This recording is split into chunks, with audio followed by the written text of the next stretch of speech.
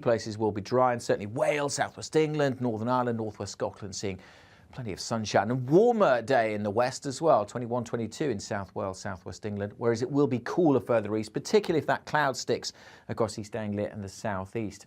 Any rain here, those should peter out, as will any showers further north through the evening. So generally dry heading out on Saturday nights, clear spells leading to a coolish start to Sunday. Some mist and fog here and there on Sunday. Again, there will be some areas of cloud. Northwest Scotland may see a little bit of showery rain coming into the Western Isles, but most places on Sunday, dry, fine. Decent spells of sunshine. Again, a brighter day for East Anglia and the southeast. And again, sun makes such a difference. Where we see it on Sunday, temperatures easily up to 20 Celsius.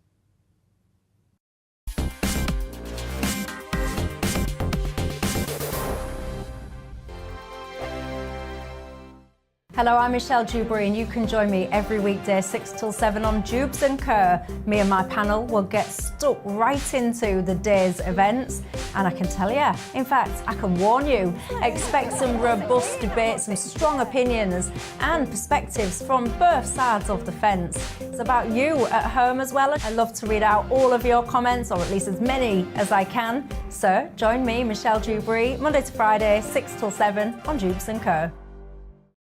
On radio, they call it the drive time slot, 4 p.m. until 6 p.m.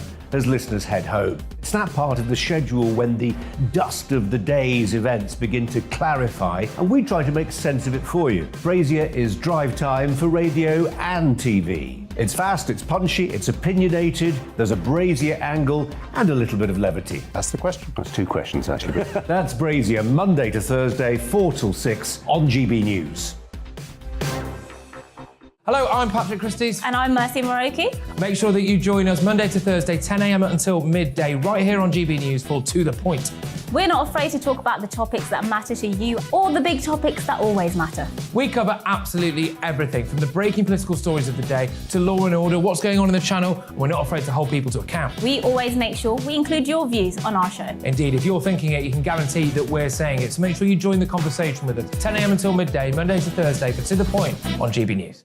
I'm Dan Wootton. Join me Monday to Thursday from 9 to 11 for the feistiest and most fun news debate on TV, where free speech reigns. I'll bring you a sharp take on the day's biggest stories, bombshell newsmaker interviews, and A-list guests.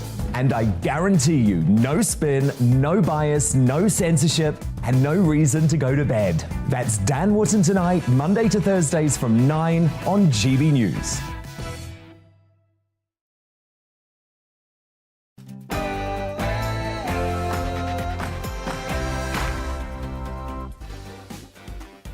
Hello, is that Bombay Paradise Restaurant? Yeah, can I get 12 chicken tikka masalas, please? 10 pilau rice, 5 naan bread, and 12 bottles of Stella.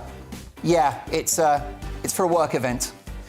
On Mark Dolan tonight, is the Queen right to snub Prince Harry from the royal balcony? After the collapse of McCall's, has Britain fallen out of love with the newsagent? Plus my reaction to yesterday's local election results in my big opinion monologue. And I'm not pulling my punches. Britain deserves better. Plus, in the big question, with waiting lists spiralling, is it time to think the unthinkable and privatise the NHS? We will debate that from all sides. What's your view? Mark at gbnews.uk. Plus, reacting to the big stories of the day. My amazing panel tonight.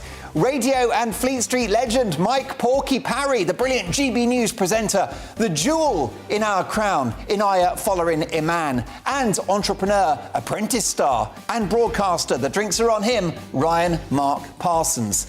Plus, my Mark Meets guest is legendary actor and Coronation Street star Charlie Lawson, known to millions, of course, as Northern Irishman Jim McDonald. Lots to get through, a big 2 hours. First up, the headlines with Tamsin Roberts.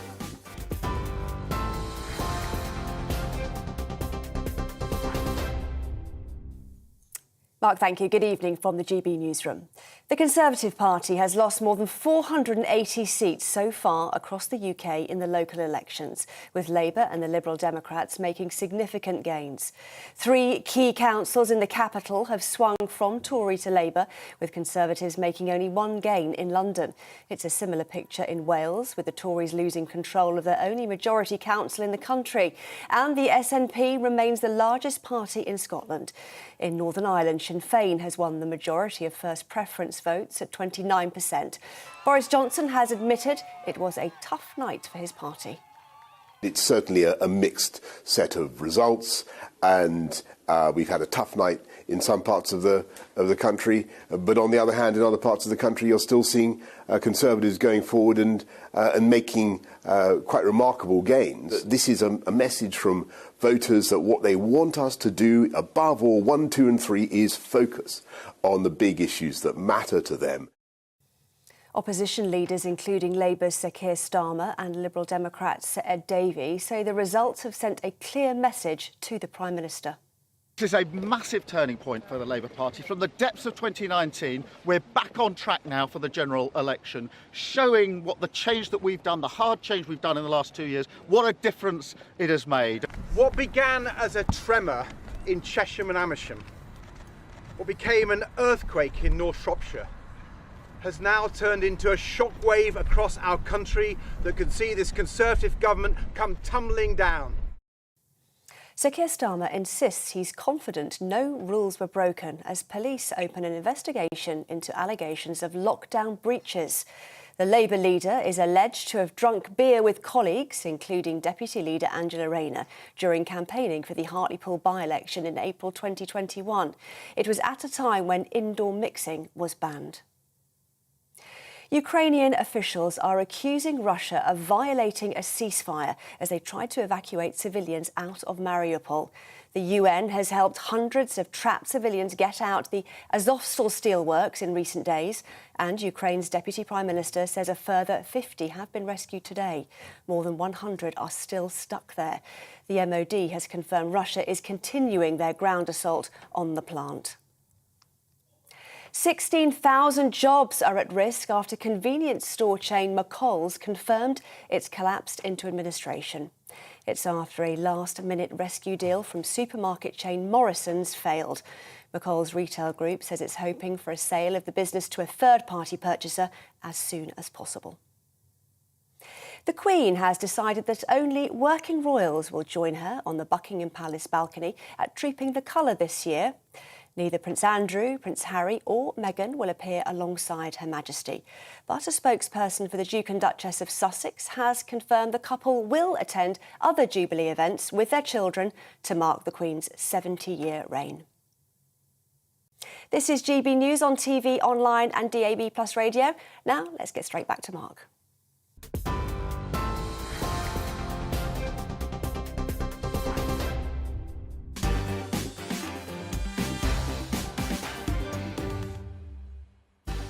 Many thanks to Tamsin, who returns in an hour's time. It's Friday, May the 6th, and you are watching and listening to Mark Dolan Tonight. Lots to get through in what will be a jam-packed 2 hours. In just 1 minute, my big opinion monologue, my reaction to yesterday's local election results. Am I the only one who feels politically homeless?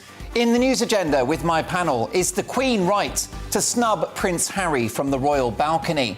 After the collapse of McCall's, has Britain fallen out of love with the newsagent? What are your childhood memories of going to your local corner shop? And is it now a taboo to ask your friends and family which way they vote in elections? Debating these issues and many more are my amazing panel tonight. Radio and Fleet Street legend Mike Porky Parry. We also have the brilliant GB News presenter, the jewel in our crown no less, Inaya Following Iman. And entrepreneur, apprentice star and broadcaster, a welcome return to the show from Ryan Mark Parsons. Plus, we've got another great British game show, a game based around a major news story of the day. Tonight, can you recognise the celebrity baby? And in the big question, with waiting lists spiralling and millions struggling to get a GP appointment, is it time to think the unthinkable and privatise the NHS? We will hear from all sides on that one. But what's your view? Mark at gbnews.uk. Plus, my Mark Meets guest tonight is legendary actor and Coronation Street star Charlie Lawson, known, of course, to millions as Northern Irishman Jim McDonald. And I want to hear from you throughout the programme. You know the best bit of my show is when you get in touch. Mark at gbnews.uk. Now, you know the rules for this programme. We don't do boring. Not on my watch. I just won't have it. Big stories, big debates, big guests and big opinions. And let's start with this one.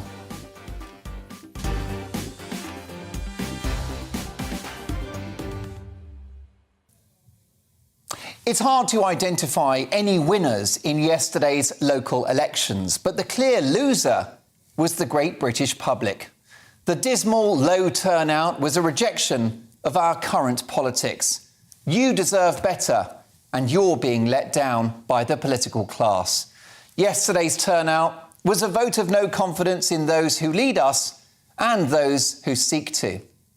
London was a triumph for Labour, winning the long-standing blue boroughs of Barnet, Wandsworth and Westminster. London has now moved so far to the left, it's twinned with Beijing. It makes Pyongyang look like a mecca of libertarian conservatism. Londoners, strap yourselves in for rising council tax bills and tumbling historic statues. But Labour's success last night was also its problem. It's consolidating support in an area it already dominates. To make any serious inroads on the Conservative majority achieved in 2019, the beer-swilling, cervix-free Sir Keir Starmer needed to be winning back the red wall. Instead, he's been knocking back the amber nectar. In fact, there were surprise Tory wins in bellwether areas like Nuneaton and Hartlepool.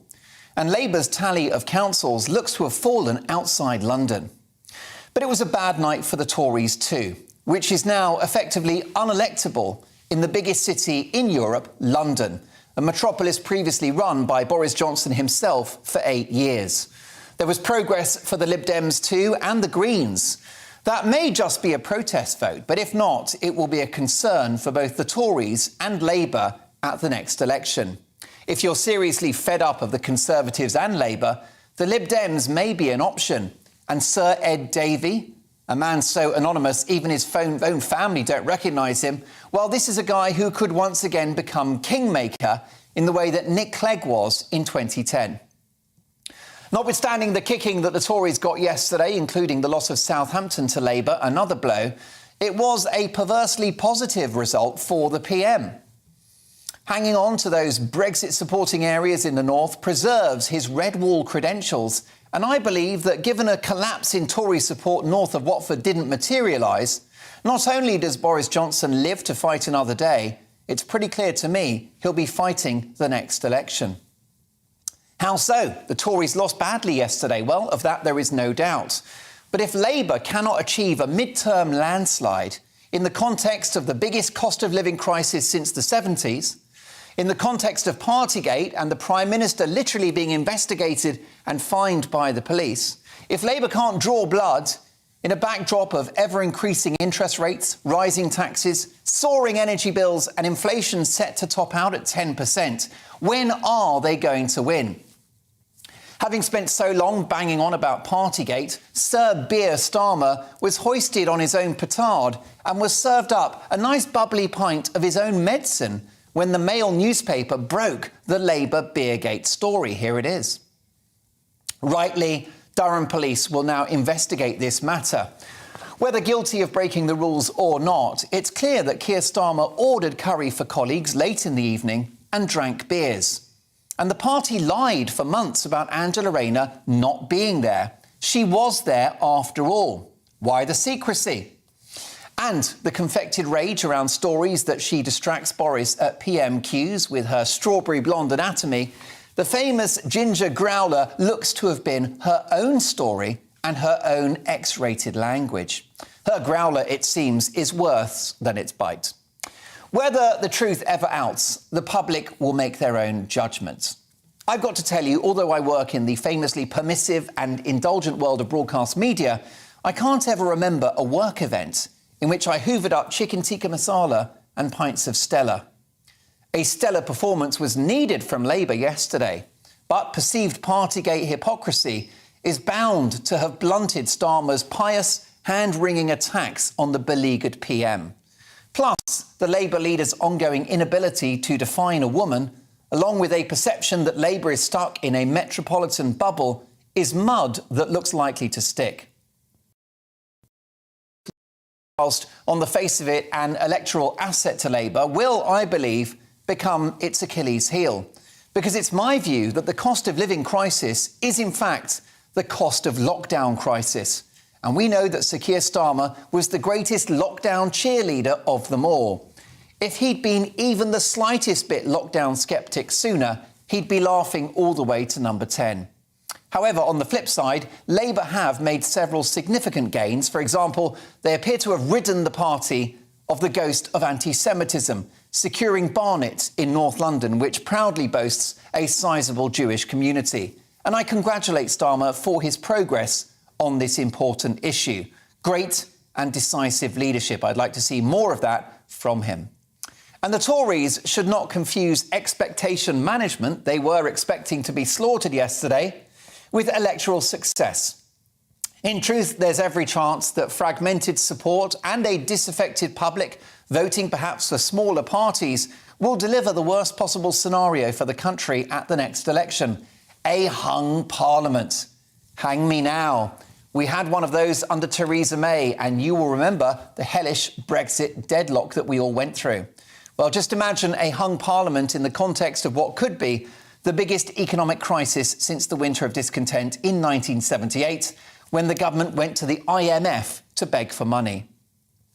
The truth is, there are millions of people in this country who feel politically homeless, with a Conservative government that isn't Conservative anymore, and a Labour Party that appears to have lost interest in the British working class and their strong patriotism and traditional values. It seems Labour are ashamed of them. And under Starmer, the perception is that Labour have been drinking not just illicit beers, but the woke Kool-Aid. Labour has become the party of extreme political correctness, the party of pronouns, and a party that won't even acknowledge basic human biology. How telling that they gained Mayfair, but lost Hull. I think that tells you everything you need to know. You could argue yesterday's results were a scoring draw, and a bore draw at that. Own goals on both sides. It was back of the net for no one. Yesterday was a game of two halves, but it was Labour's job to get on the score sheet, more so than the sitting incumbent, the top-of-the-table Tories. There was some Labour success, but no Tory collapse. Those key northern regions have clearly not forgiven Labour for their attempts to reverse Brexit, a policy crafted by Starmer himself, a man who, don't forget, campaigned for Jeremy Corbyn to be Prime Minister. A lot of this is a political hangover for Starmer that no amount of paracetamol will clear. Labour is suffering from a severe bout of long Corbyn and long Brexit. Will it have cleared up by the next election? I wouldn't hold my breath. To be honest, I'm not enamoured by either of these two parties. I honestly didn't have a clue who to vote for yesterday. And the monster raving loony party looks positively statesmanlike compared to this shower. The issues are clear. The country needs a serious plan to tackle the shocking cost of living crisis, to deliver a proper Brexit, to secure our borders and to scrap the Northern Ireland Protocol, which divides our country. We need a police force that actually goes after criminals, schools that teach kids subjects, not woke politics, and we need an NHS that actually treats people in a timely fashion and gives them a face-to-face GP appointment this side of Christmas. If nothing changes, I believe Boris walks the next election. But it would be nice if the opposition gave him a run for his money. Whoever gets this country back on an irreversible path to recovery gets my vote. But whatever happens, Britain deserves better.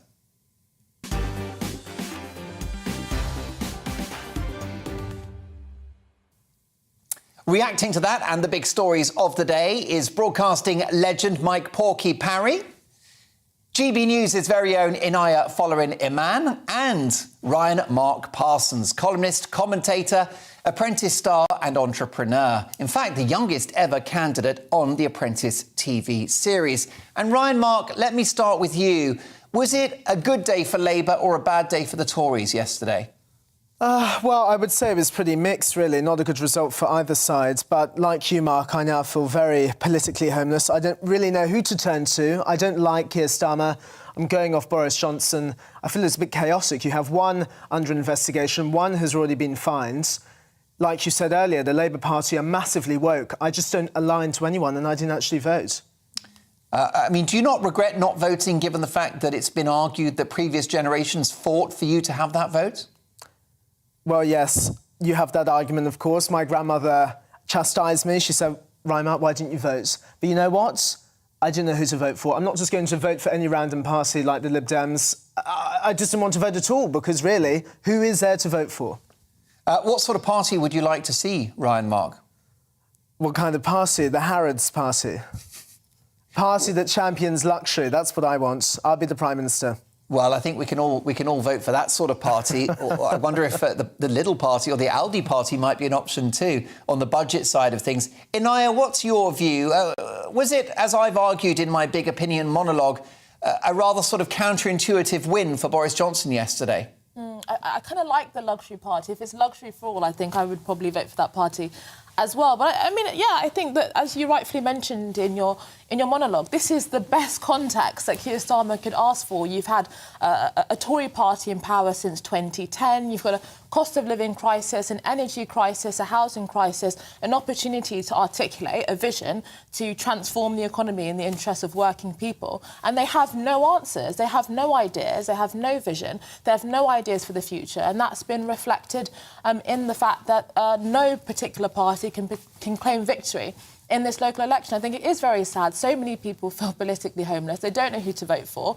You know, you've got people voting for the Liberal Democrats who campaigned effectively against democracy for the past few years, and people are left wondering, who on earth do I vote for? And actually, there's been some interesting examples that even the hold that the Labour Party have had on ethnic minority people for the past few decades is even changing. Harrow in London, who has a very high Indian population, and now it's now been picked up by the Conservatives. So even then, we're seeing in so many different areas across society, traditional voters for traditional parties are fracturing and choosing different parties and experimenting. Mike Parry, yesterday should have been a landslide for Labour, but it wasn't. No, absolutely. I disagree with my two colleagues here. I know exactly who I want to run the country and who I voted for, and it's Boris Johnson. As far as I'm concerned, he's the only man with leadership inside him who I trust to run the country. Now, I think they've lost, is it 480 seats or something like that? 480 council seats, yeah. Tony Blair gained 1,800 in the midterm elections before he came to power, OK? So that's an indication of how far behind Keir Starmer and Labour are in their ambitions to become a government. Well, I'm just saying about their ambitions to become a government. The other interesting factor I picked up today was that no Labour party has ever become a Labour government without 40 seats from Scotland.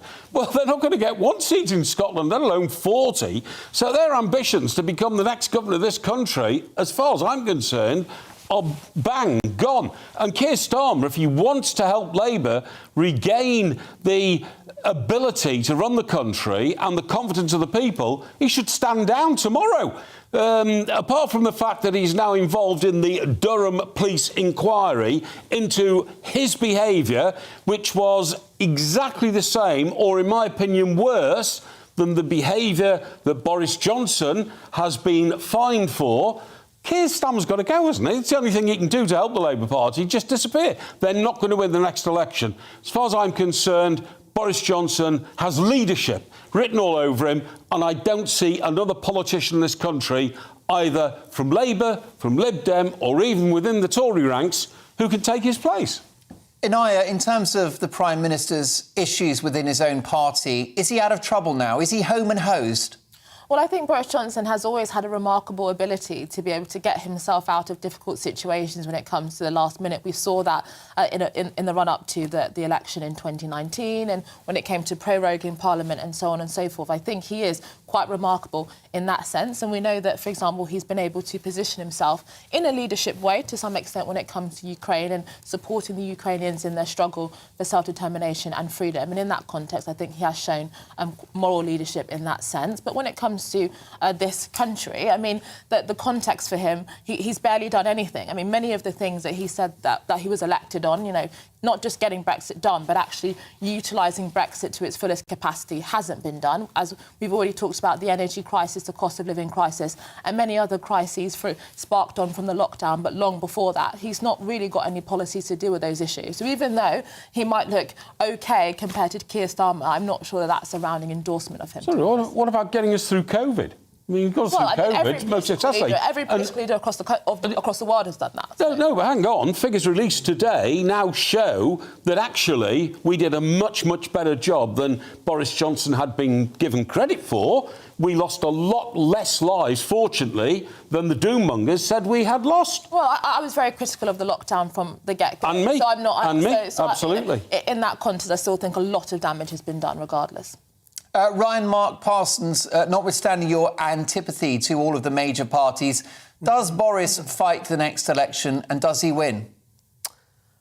I think Boris should stand down. If the Tory party wants to have a chance of winning the next election, I think now he's completely lost the trust of the public. He was enforcing all of these lockdown restrictions, but at the same time he was hosting parties and attending parties and lying essentially to the British public. But so was Keir Starmer, wasn't he? So was Keir Starmer. Well, I'm not advocating Keir Starmer as a good leader of the Labour Party. I'm just saying the question was about Boris Johnson and whether he would be able to lead the party, the Conservative Party, into winning the next election. I would say no, stand down and get, I don't know, someone like Rishi Sunak, anyone probably better than Boris Johnson right now. What's your view? Was yesterday a good day for Labour or a bad day for the Tories? Is the Prime Minister now home and hosed? Does he fight the next election? Does he win it? Do you vote for him or do you vote for Sir Keir Starmer? Did you vote at all? Let me know your views about yesterday's local election results. Mark at gbnews.uk. After this, with spiralling NHS waiting lists, with people literally not able to get a face-to-face appointment with a GP for months on end, is it time to think the unthinkable? Should the NHS be privatised? That's a thorny topic. We'll hear from all sides on that one. And in my news agenda with my panel, is the Queen right to banish Prince Harry from the balcony during her Jubilee celebrations? We'll play another Great British Game Show. Can you recognise the celebrity baby? And also, is it a taboo now to actually say which party you vote for? We'll discuss all of that and more after this.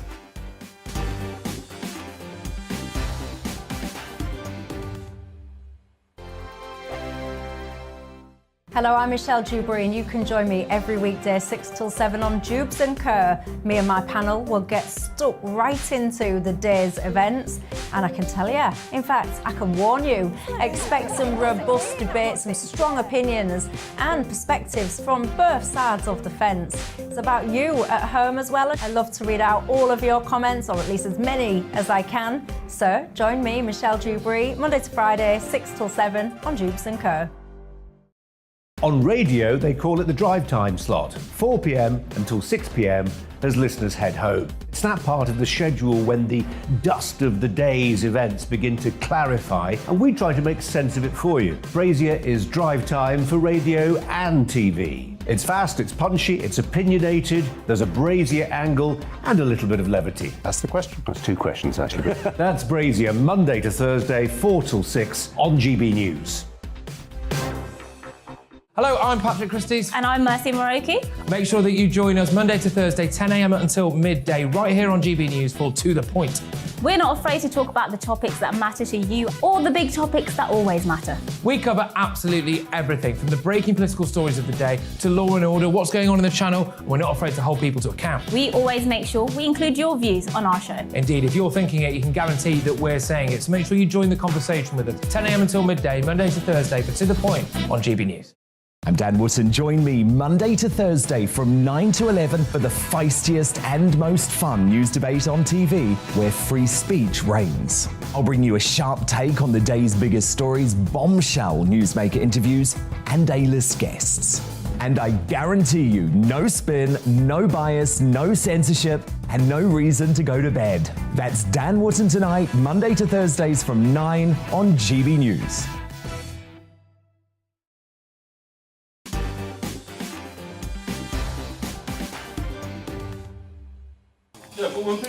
A big response to my big opinion monologue. This from Gwen, who says, "Hi Mark, I love your show. I totally agree with what you said in your monologue. I didn't know who to vote for yesterday either." Patricia says, "Mark, loved your monologue. Questions. One, as the Durham PCC was present at the Beergate, will she be fined? Will the Labour MP be fined? Many more questions about the Durham scandal." Well, that's from Patricia. And I'm sure, Patricia, that Beergate as an issue will not go away for the leader of the opposition, Keir Starmer. At this point, we all would have moved on. But of course, Keir Starmer made such a fuss about Partygate, and therefore it would not be at all proper to allow him away with any traversing of the rules on his own watch. How about this from Marion? "Mark, your monologue had me in stitches. It cheered me up. Another great show tonight. Really enjoying this debate. I feel that Sadiq Khan was in cahoots with Labour and the Met Police over investigations into Boris Johnson. Marion there, not happy and smells a rat in terms of the outcomes of the elections in London." And last but not least, Patrick, who says, "Dear Mark, many are politically homeless because globalists pull the strings of national governments and they're a bunch of psychopaths." Pat, thank you for your opinions. Keep your views coming. I love your emails because you don't pull your punches, you say it like it is, and no one gets edited or censored on my watch. It's time now for the big question, in which we tackle a major news story of the day from multiple points of view. NHS bosses in England are urging former employees to come out of retirement and others to postpone their retirement to help tackle waiting lists. More than 6 million people are on waiting lists for treatments such as knee and hip surgery, and it's feared that waiting lists could grow upwards of 12 million. Meanwhile, a record 2.7 million people were referred to cancer checks in the last year as a result of fewer cancer patients being seen during the pandemic. This also comes after a major report into maternity failings at an NHS trust found that at least 200 deaths could have been avoided. Plus, if that wasn't bad enough, the ratio of patients to doctors in England has reached over 2,200 patients per GP, with millions now struggling to get an appointment even online.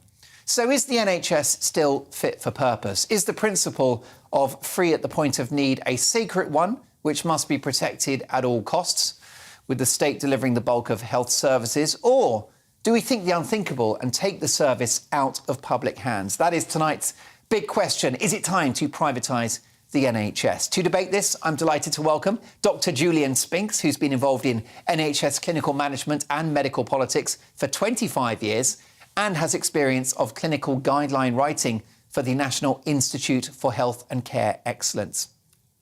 Also delighted to welcome a former nurse, Sarah Jane Palmer, who also worked in the NHS's cardiology, hospices and care management departments in the community, alongside having 230 articles published in medical journals. And last but not least, I'm delighted to welcome one of America's most popular online talk show hosts, Yaron Brook, a man with a deep faith in free enterprise and open markets. Yaron has a PhD in finance and has been featured in major publications such as the Wall Street Journal, USA Today and Investors Business Daily. So look, let's get into this. What are your thoughts, by the way? Mark at gbnews.uk. Dr. Julian Spinks, we'll start with a kind of insurance policy here, a health warning on this conversation, which is that those working in the NHS are world-class. Our frontline doctors, nurses, hospital porters, cleaners, they do an amazing job. But does the system need a rethink? Well, certainly the system doesn't work as well as it should. It's been underinvested for decades. And certainly in general practice, we found this. We are now losing doctors. We're hemorrhaging doctors at the moment, which is why we've got those big list sizes, and that's why people can't get appointments and so on. So certainly work needs to be done, but I think we've got to be very careful what we want, and because there's a danger that we might actually throw the baby out with the bathwater. I mean, money is obviously a factor. The issue is that Britain, faces major economic challenges now post-pandemic. The cupboard's bare, isn't it? I mean, we're going to have to look at efficiencies within the health service rather than pumping more billions in. And I think that's what's so difficult. If we had loads of money in the NHS to start off with, we would have actually got through the pandemic much easier. If we had more beds, France has got twice as many hospital beds for the size of the population. In particular, intensive care or just beds generally? Generally, to be honest with you, because there were people who didn't end up in intensive care but needed to be in hospital. Germany's got 3 times as many hospital beds as we do. Now, I'm not saying we need that number, but it's gone down and down and down for about 30 years. We've got GP practices closing, so the smaller numbers of those, choice goes down. So that does need to be tackled. Having said that, for example, the GP service is incredibly financially efficient. The practices I run get around £150 per person per year to provide everything, and that covers all our costs, our staffing and so on. And for that, people get on average 6 consultations a year. So, it's considerably less than you pay going to a vet or going to a lawyer and so on. And it's difficult to see how you'll replace that cheaply. But if the private sector can scan people more cheaply or do hip replacements or heart surgery more cost effectively, if they could actually tender for those jobs, what's not to like? Well, we've been trying that, and sometimes it is very successful. In others, it's been a disaster. We had a whole series of independent sector treatment centres that were set up, which were paid more than the NHS, ended up doing less work, and in fact they were being paid even though they didn't do any work at that time, and they could cherry-pick the easy patients. So all the tricky ones ended up in the poor NHS hospitals, and they were getting the ones. So you've got to be careful that you don't actually sort of buck the trend and actually make the situation worse. Having said that, using private providers, GPs are all effectively private providers, because we've been partners, we're small businesses, we are not employees of the NHS with a budget. And in fact, I was a fund holder, and that was a very successful time, because I worked with my patients, I had a pot of money so we could give them more choice, without having to go down the idea of having an insurance policy or something like that. And I love our GPs, and it's great to have a GP here. I'll show you my lump in a minute. But before we do that, there's another issue, which is the culture of the NHS in relation to the patient. Some people take the view that if the public had to pay £10, £15, £20 for a GP appointment, they would turn up on time and they wouldn't ask for that appointment if they didn't need it. Certainly, my experience has been, for example, with weight loss. When we've had free weight loss things, actually people don't turn up, whereas when they pay to go to a commercial company, they are more likely to. But the other end of the spectrum is you're then coming into who can actually pay for it and who can't. And, I look at it, and what I would dread is ending up having to deal with a health insurance company rather like a car insurance company or a house insurance company. If you've ever dealt with those, they're a nightmare. And when you talk to Americans, they really hate their insurance companies. Sarah Jane Palmer, I'm going to come to you in a second. You're on Brook. You broadcast and live in the United States, where the setup's very different. It's completely privatised. What are your views of the UK system? Well, first, the US system is not completely privatised. It's dominantly government-run. But it's credit card healthcare, isn't it? No, well, 60% of all the dollars spent in the United States on healthcare is spent by the government. So it's a mixed system. In a sense, it's the worst of both worlds. And I don't advocate for hybrid systems. I want to see everything privatized. It strikes me as stunning that in every other industry we understand that central planning doesn't work. We've tried central planning bread production. We've tried central planning food. We've tried central planning all kinds of things. It doesn't work. It creates shortages. It creates lines. It creates malinvestment. It creates unbelievable inefficiencies. And yet in healthcare, somehow we think is special and unique and different. It's not. It's an industry. It needs to be produced by GPs, by nurses, by hospitals, by people who produce the service, and they are customers.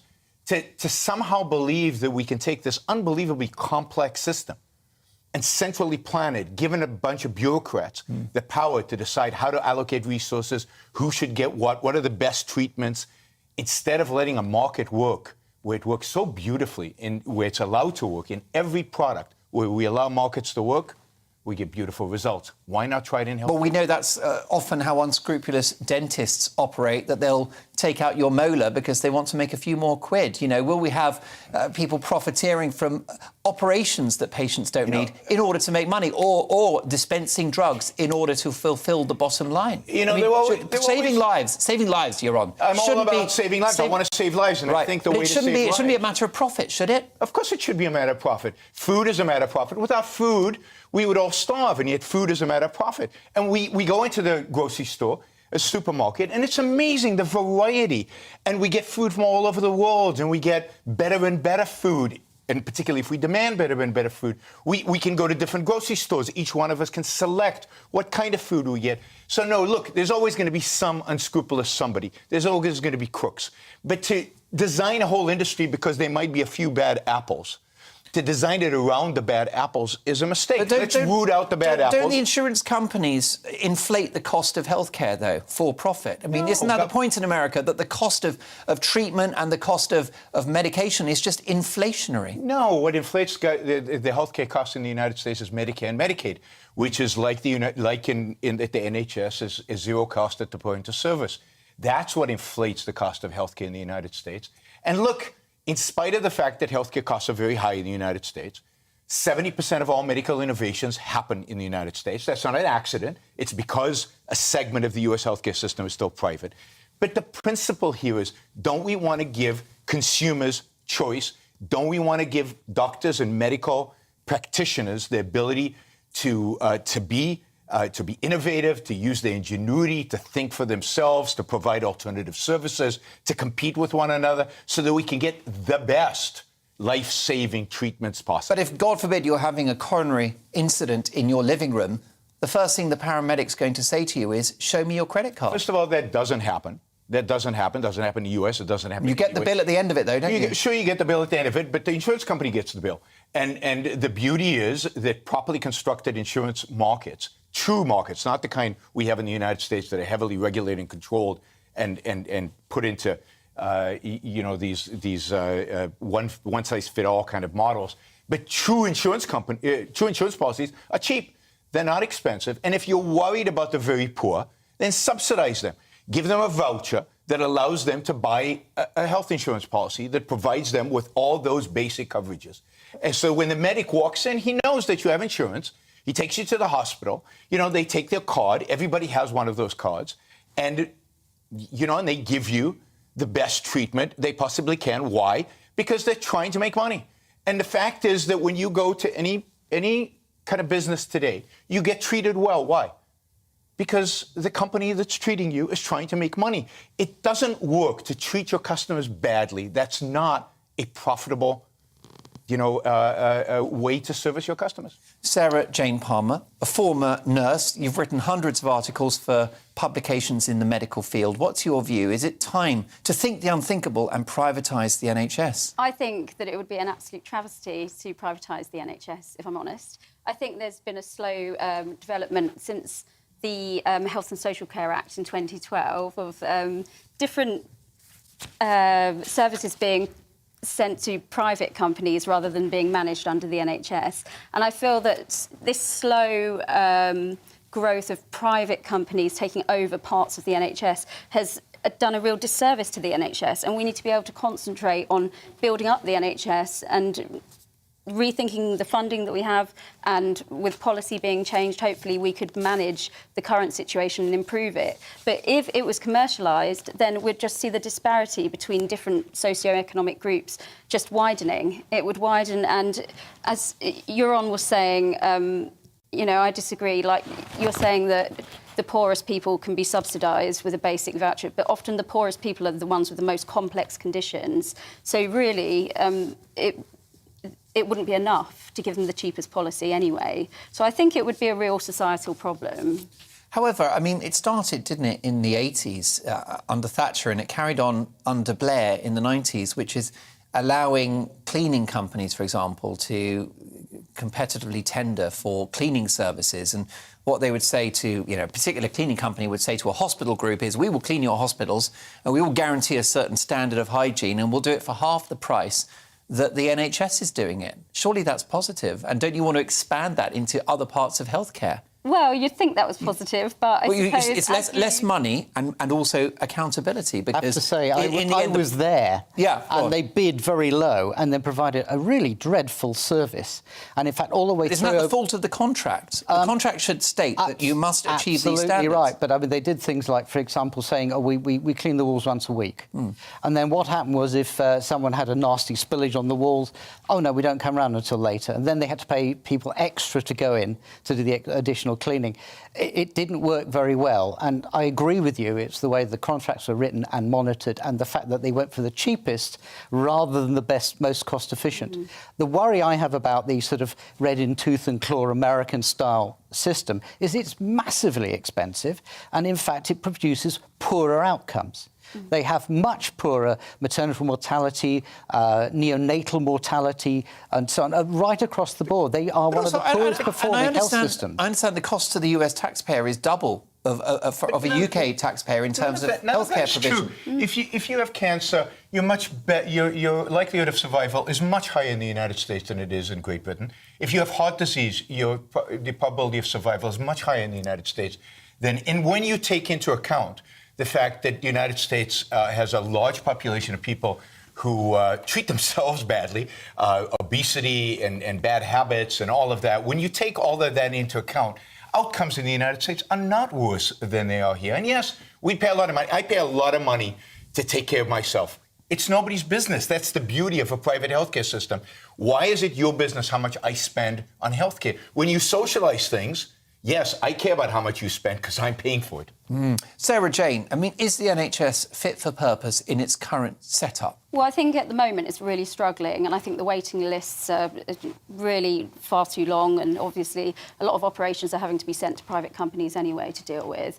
And I think it's not managing well at the moment at all. And if it carried on like this, I can see why there'd be an argument to privatise it. But ultimately, I don't agree that that is a fair system that should be introduced, and I think it would introduce a lot of societal problems. Isn't the issue, though, notwithstanding your concerns about the poorest in our society, which I share, it's a question of accountability, isn't it?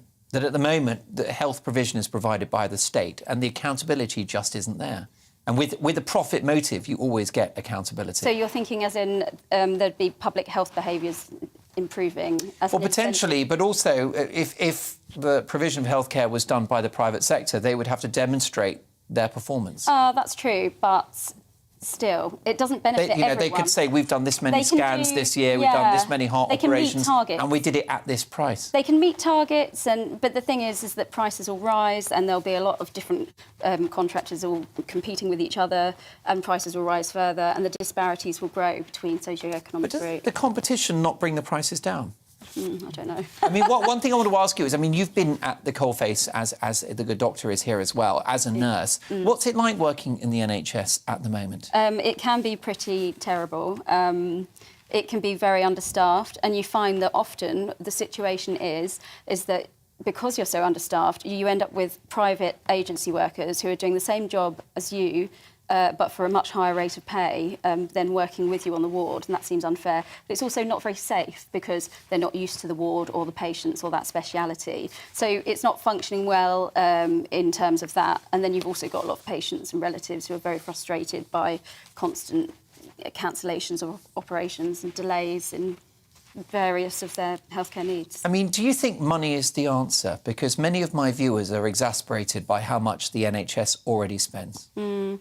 Well, I think it's how they use the funding is the most important thing, and that the commissioning of the different services really needs to be thought about in a different way, and expert panels need to be got together to really discuss how to manage the NHS better. I think the current management of the NHS is just not fit for purpose. Way that they... Yeah, you're on... Many would argue that the NHS is the envy of the world, because whatever happens to you as a citizen in this country, you receive free medical treatment at the point of need. And you also have this sort of singular unitary body which actually commissions you know, the healthcare and the cleaning services, employs the staff. It's very coherent. It's just one monolithic structure. It's one monolithic structure and as a consequence, you get very mediocre and often very poor outcomes. And it's got great buying power, though. I mean, you know about big business. You stand in line. It's a very powerful customer, the NHS. It is, but imagine if the United States became like the NHS and we started paying the same drug prices as you do because we were a big customer. Drug companies would not make any money. There would be no new innovation in drugs. So what happens today, the fact of reality is today that the United States, because we pay higher prices in drugs, are subsidizing the entire research and development of new drugs in the entire world because you are using size in order to drive down prices. It's not always good to drive down prices. Profit gets reinvested into innovation, into new products, into better services. Yeah, and I think Pfizer certainly aren't going to be going hungry anytime soon. Let's hope they continue with their research and development. Very briefly from all of you, starting with you. We should thank them for the vaccines, right? Well, I guess we should. Definitely. Right? I mean... absolutely. Too right. As long as it's personal choice to have it. Yes. Yaron, very briefly, and all of you with the clock against us. First, starting with you, Yaron, what is your prescription for the British Health Service? Well, I'd say for any health service, it is to privatise as much as possible. And I think as much as possible is close to 100%. How about you, Sarah Jane? Your prescription for the NHS, if you were Health Secretary? If I were Health Secretary, I would say that policy needs a rethink, expert panels need to get together, funding needs to be reorganised, commissioning needs to be changed, and I think we need to bring back some of the private services we've currently got with other contractors back to the NHS, and so the NHS can work as one big system. You're out of the NHS now. Are you going to go back into it at all? I might do. I'm thinking about it. Yeah. Well, look, our gain is there, Lawson. It was great to have you on the show tonight. Thank you so much. As with the good doctor as well, very briefly, do you not think that the public need to meet the NHS halfway and take more responsibility for our own well-being? Because you do wonder whether the National Health Service has become the National Sickness Service, and we're just treating, at great expense, self-inflicted, lifestyle-related conditions. Absolutely. Health is not something that's done to you. Health is something you do with our help. And so unless we take that attitude, it's not going to work. It's not sustainable at the moment, is it? It isn't. But what I don't want is to be in a situation like in the States where you can go bankrupt because of your health bills. What is your prescription for the NHS, then, as a top GP? My feeling is a mixed economy is fine. Why not have some private providers properly monitored and contracted and so on to increase capacity, because we desperately need that. But ultimately, you can't do any of this without actually paying sufficient to run the service. Julian Spinks, thank you so much for joining us. Many thanks to Dr. Julian Spinks, who's been involved in NHS clinical management and medical politics for 25 years, top GP. Also, my thanks to a former nurse, Sarah Jane Palmer, and the very popular online US talk show host. He's an absolute... what can I say? Wordsmith. I could listen to him for hours, even if we don't agree. And I'm delighted to say that Yaron returns to GB News on Sunday night for an appearance on Free Speech Nation. Can't wait for that. What do you think? Is it time to think the unthinkable and privatise the NHS? What has your experience been of health services in the last few months? Mark at gbnews.uk. At 10 o'clock, my Mark Meets guest is none other than the amazing, the remarkable Jim McDonald, a.k.a. Charlie Lawson. That's right, top Northern Ireland actor, is live at 10 taking your questions. Also, is the Queen right to banish Prince Harry from the royal balcony during her Jubilee celebrations? Lots to get through. See you shortly.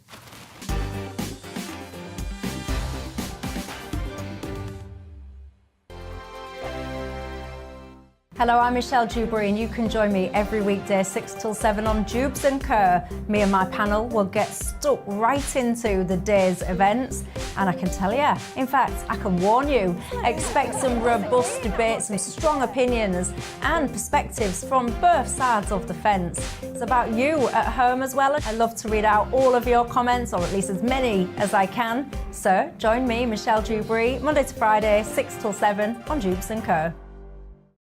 On radio, they call it the drive time slot, 4 p.m. until 6 p.m.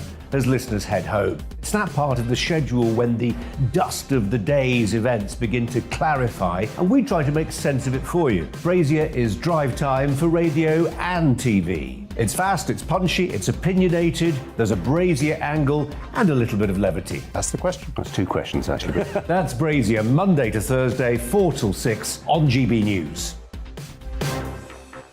Hello, I'm Patrick Christie's. And I'm Mercy Moroki. Make sure that you join us Monday to Thursday, 10 a.m. until midday, right here on GB News for To The Point.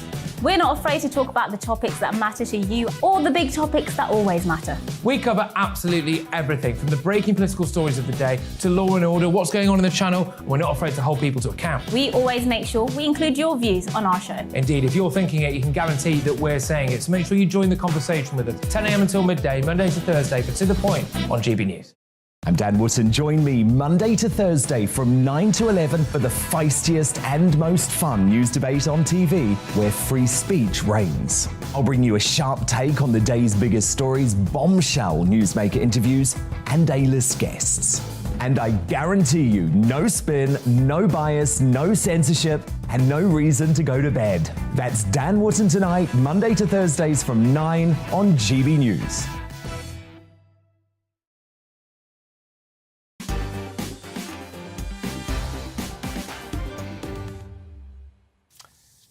Coronation Street actor Charlie Lawson, a.k.a. Jim McDonald, the Northern Ireland legend, is my Mark Meets guest at 10 o'clock. Hear his incredible story. You won't want to miss it.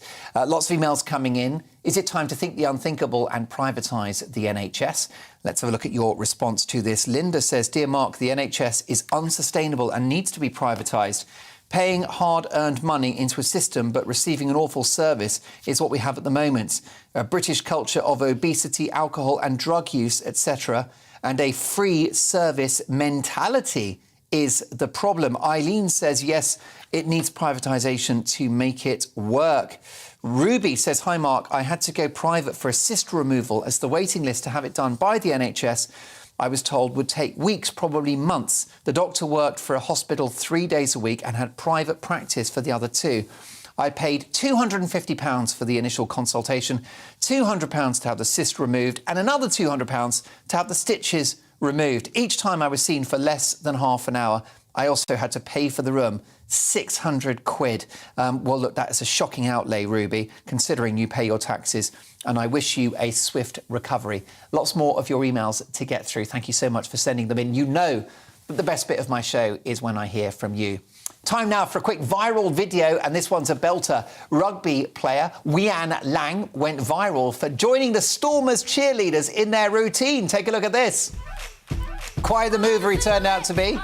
The video's racked up 5 million views in 2 days. Only slight problem, it turned out he wasn't a rugby player, he was actually a professional dancer, but we still love his moves. And he does look like a rugby player, I've got to say. Nice stuff. I've not been able to move like that for years. Local elections have been dominating the news, of course, at the tail end of this week. It was the topic of my big opinion monologue, which you can catch on our Twitter feed at GB News. And with the votes finally in, we want to know if attitudes around voting have changed at all. It's always been considered impolite, taboo almost, to outright ask people who they voted for. And with such big political events as Brexit and Scottish independence causing rifts, even between friends and family, and with politics becoming ever more tribal and toxic, are we now more closed off than ever before revealing our political colours? Inaya, is it rude to ask someone how they vote? No, I don't think it is. I mean, for example, if you're trying to convince somebody towards a particular political viewpoint, then obviously you're going to ask them and find out where they stand. And I miss those days at the dinner party table that you could kind of separate politics from your family. You have a few debates and you all kind of shake hands afterwards. We know Bob's a lefty. Yeah, exactly. We know Angela's a bit right-wing. Our grandma's a bit, you know. Remember, lots of drink is usually involved in those sort of discussions as well. But you know, people become looser with their mouths, if you see what I mean. No, Mark, I'll speak with you, having known you for many years. What I would say in the answer to that question is the silent majority run this country, you know, because before Boris got his 80-seat majority, all the opinion polls said it might be very close, it might be 8 or 10. And you know what? People these days will not admit to voting for the Conservatives. They simply won't, because the left... They're stigmatised, yeah. Yeah, exactly. The left and Labour have said, oh, you know, nasty people, the Conservatives, really nasty people, don't care for the NHS, don't care for the poor. In fact, the Red Wall collapsed because the most sensible people in this country are the people of the north of England who've had to work for a living all their lives and know the value of a pound. Well, there we go. Now, the shy Tories voted Tory in 2019 and the shy Brexiteers voted to leave the European Union. Yeah, exactly. I do think it's very sad to live in a society where we oftentimes feel that we can't have open, heated political discussions and people have to hide their views out of fear of having a backlash. Including in the workplace. I mean, some people have said they won't say they supported Brexit for fear of losing their job. That's even more important, Mark. You're saying in some professions now, you suddenly pipe up that you have a political opinion, a persuasion, usually to the right, and you're suddenly shunned by the rest. Ryan Mark Parsons, do you think that it's still a taboo, even more than ever, to say how you vote? I wouldn't say... I think there is a taboo, but in terms of how I treat it, I ask my friends their political persuasion. They're very open about it. I think it might be a slightly generational thing. I find with slightly older people, they're a bit more reserved when they say who they vote for. People my age, early 20s, they're very open about it. Well, even if they're more right-wing, I often hear that young people that are all more right-leaning, they kind of feel that they can't really speak up about it, so they have to kind of conform to progressive conformity amongst their friends. I don't know. Maybe it's just my friends. They're very confident. They're very minded. Maya, I had an emailer to this show, north of the border in Scotland. I've got so many wonderful viewers in Scotland, who said that he cannot come out in his community as being pro-union for Scotland to stay in the United Kingdom because he'll get his windows put in. Yeah, I mean, I'm unfortunately, I'm not surprised when you have cancel culture that people are literally being, as you mentioned, losing their jobs and being stigmatised and cancelled online for having you're absolutely right. And also, London now has gone completely Labour, hasn't it? Yes, it has. Red City. And for years, New York has been that way, and so has Los Angeles. Yes. That's because they're three of the richest countries in the world, and people have got this mad thing in their head. Oh, I live in a rich city, I'm very wealthy. I tell you what, I'll pretend to care about the poor. And that's why the Democrats run New York and Los Angeles. And that's why Labour now run London. Completely out of touch. Completely out of touch. And, you know, people in the public eye, I don't go around expressing my political opinions. I don't think people are interested. But Gary Lineker does. Yeah. And Gary Lineker is very wealthy. It's Gary true. Lineker, paid for by a public tax. Well, look, lots more, Mike. Lots more on that. I think you'll agree we've got an amazing panel. We'll discuss more at 10 o'clock. We've got the amazing Charlie Lawson from Coronation Street. See you in 2.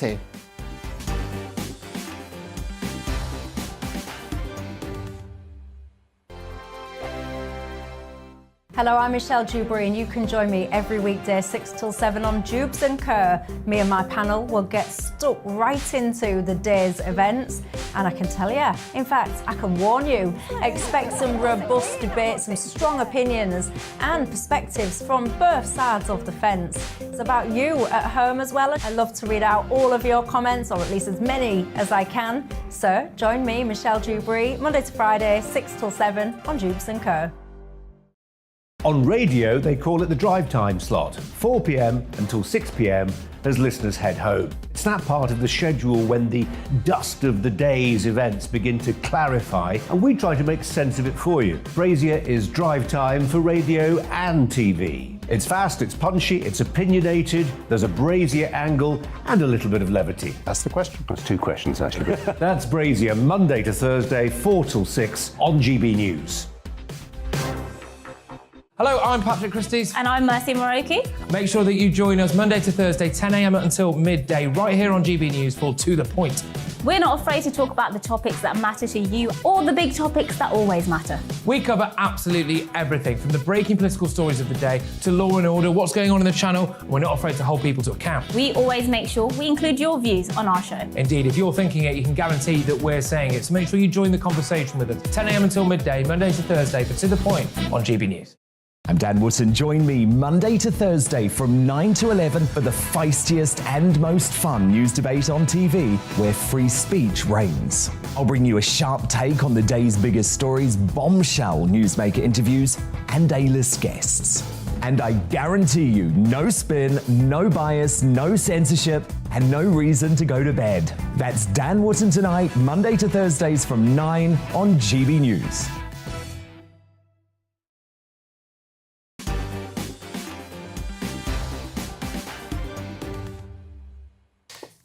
So much to get through in the last hour of the show. Really sad news about McColl's, or up in Scotland, I think they've got a slightly different name, but McColl's, the brand, is an iconic news agent in this country, and they've gone into administration. We're going to have a conversation about, has Britain fallen out of love with the newsagent? Have you got happy memories? What are your memories of popping down to your corner shop to buy penny sweets or a paper for your dad, or maybe even 10 Lambert and Butler? But has Britain fallen out of love with the newsagent? We'll discuss that with my panel. Also, is the Queen right to banish Prince Harry from the balcony during her Jubilee celebrations? We've got another great British game show as well, this time based around celebrity babies. Can you recognise them? But next up, I'm so excited about my Mark Meets guest. It is the Coronation Street legend, the amazing actor that is Charlie Lawson, a.k.a. Jim McDonald. He was in Corrie for 10 years. He's made movies. He's done every TV show you can think of.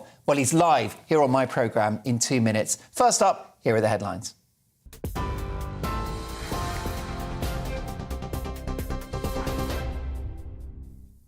Good evening, I'm Tamsin Roberts in the GB newsroom.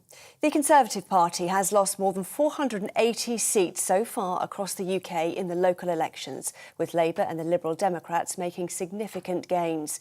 3 key councils in the capital have swung from Tory to Labour, with Conservatives making only 1 gain in London.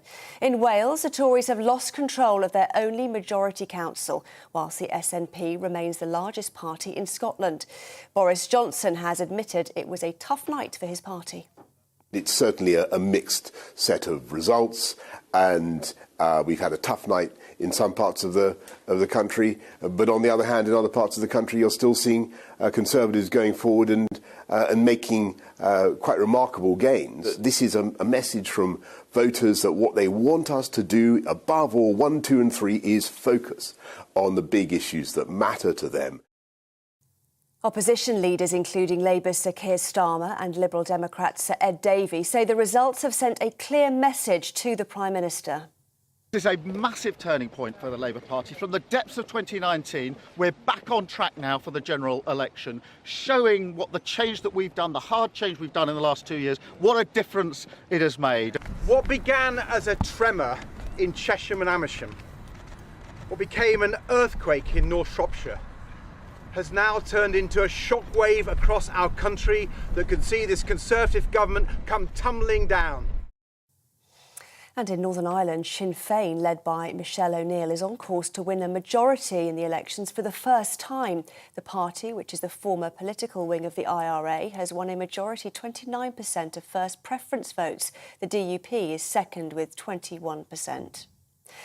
Sir Keir Starmer insists he's confident no rules were broken as police open an investigation into allegations of lockdown breaches. The Labour leader is alleged to have drunk beer with colleagues, including Deputy Leader Angela Rayner, during campaigning for the Hartlepool by-election in April 2021. It was at a time when indoor mixing was banned. Ukrainian officials are accusing Russia of violating a ceasefire as they try to evacuate civilians out of Mariupol. The UN has helped hundreds of trapped civilians get out the Azovstal steelworks in recent days, and Ukraine's Deputy Prime Minister says a further 50 have been rescued today. More than 100 people are still trapped there. The MOD has confirmed Russia is continuing their assault on the plant. The Queen has decided that only working royals will join her on the Buckingham Palace balcony at Trooping the Colour this year. Neither Prince Andrew, Prince Harry or Meghan will appear alongside Her Majesty, but a spokesperson for the Duke and Duchess of Sussex has confirmed the couple will attend other Jubilee events with their children to mark the Queen's 70-year reign. TV, online and DAB+ radio, this is GB News. Now let's get straight back to Mark.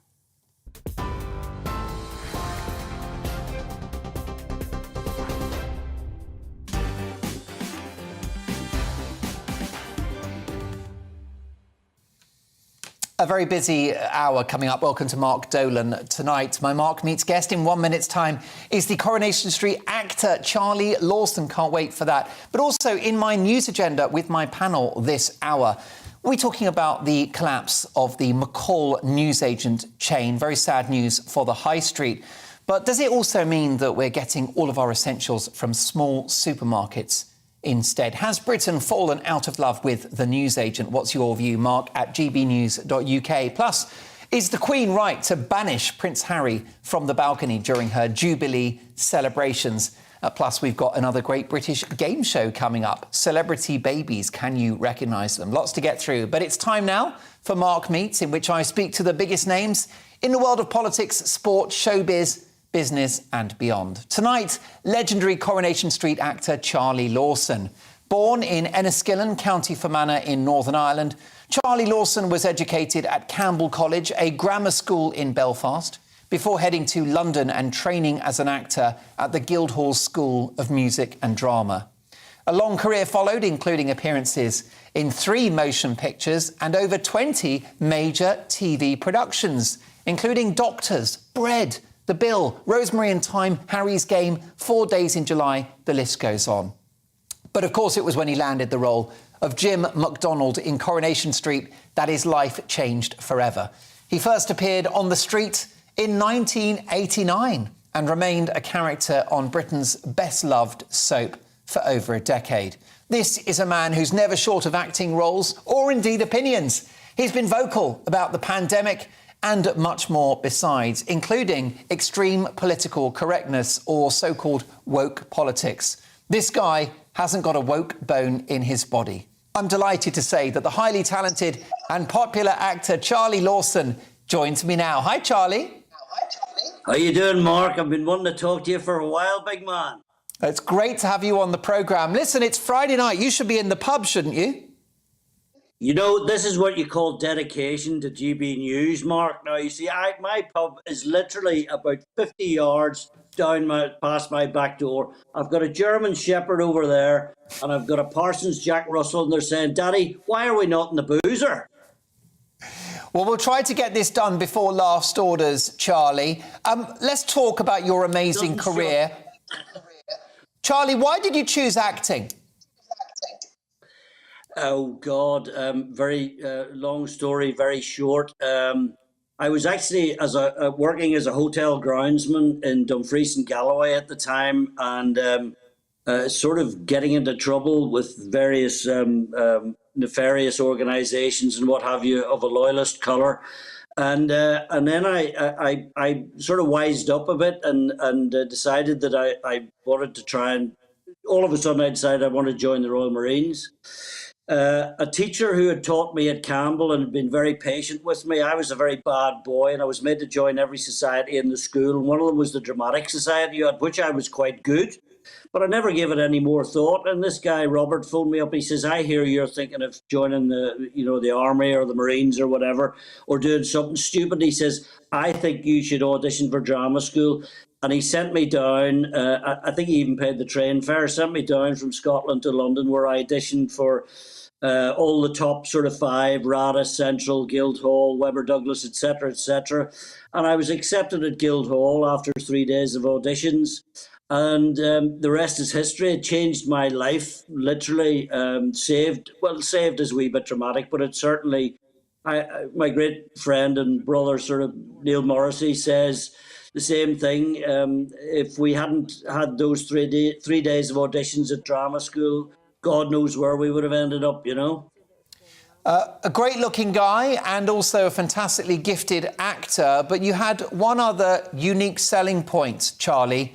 You were from Northern Ireland with an unapologetic and wonderful Northern Ireland accent.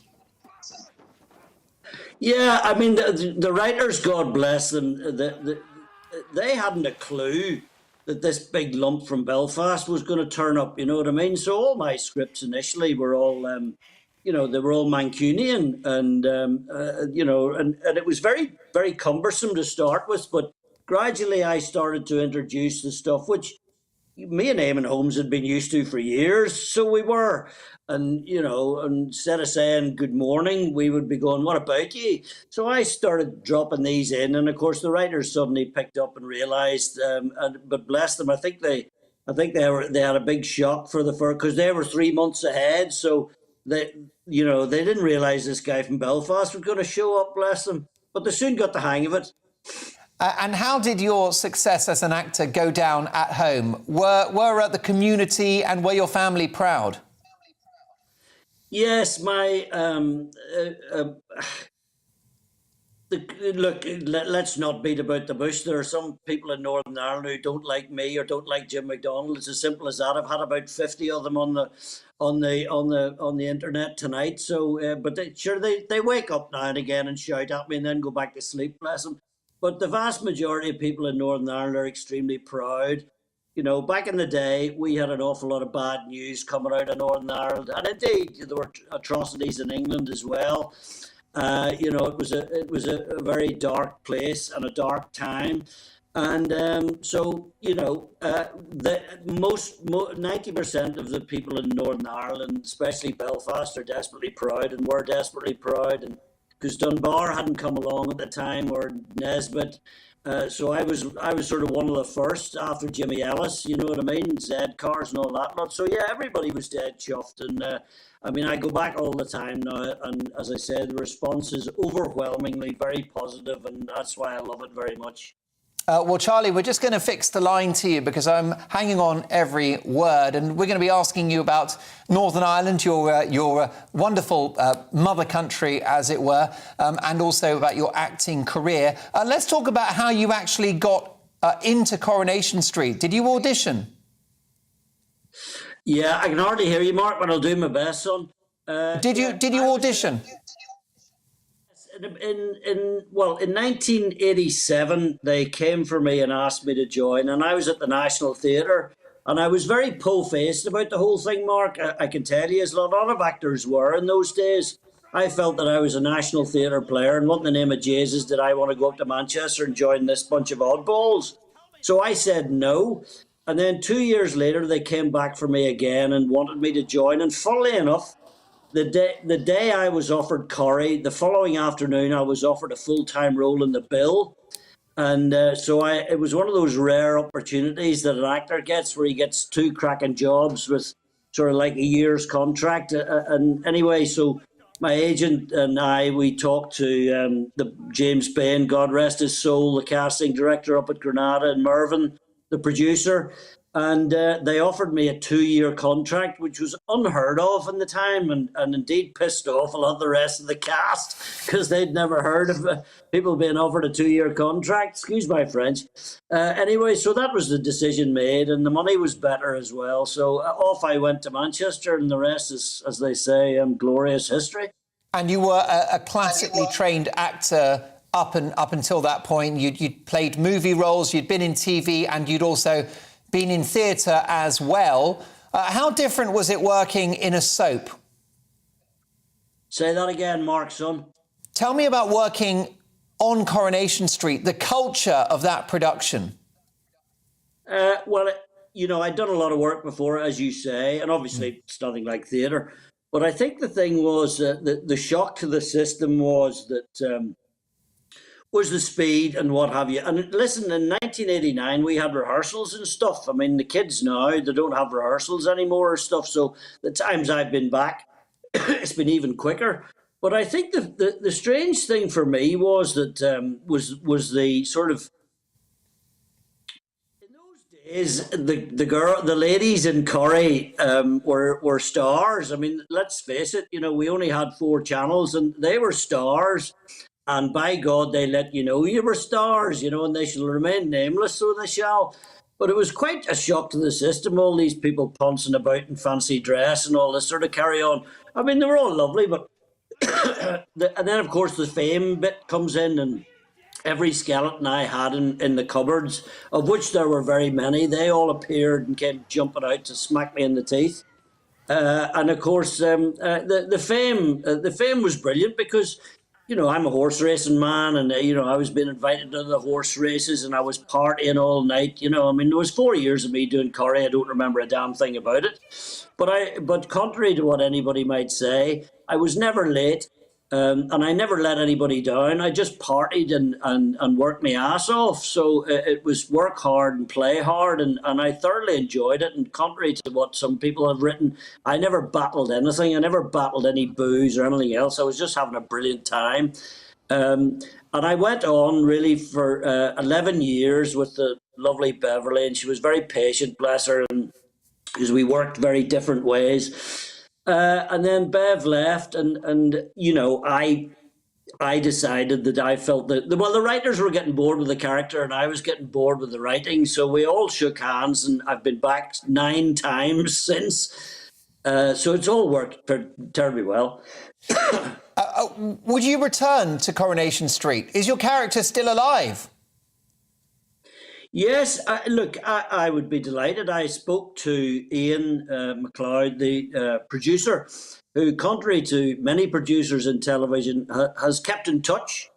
And that's a great credit to him, because most of them just elbow you out the door and you never hear from them again. But I speak to Ian a couple of times a year. I know that he was good.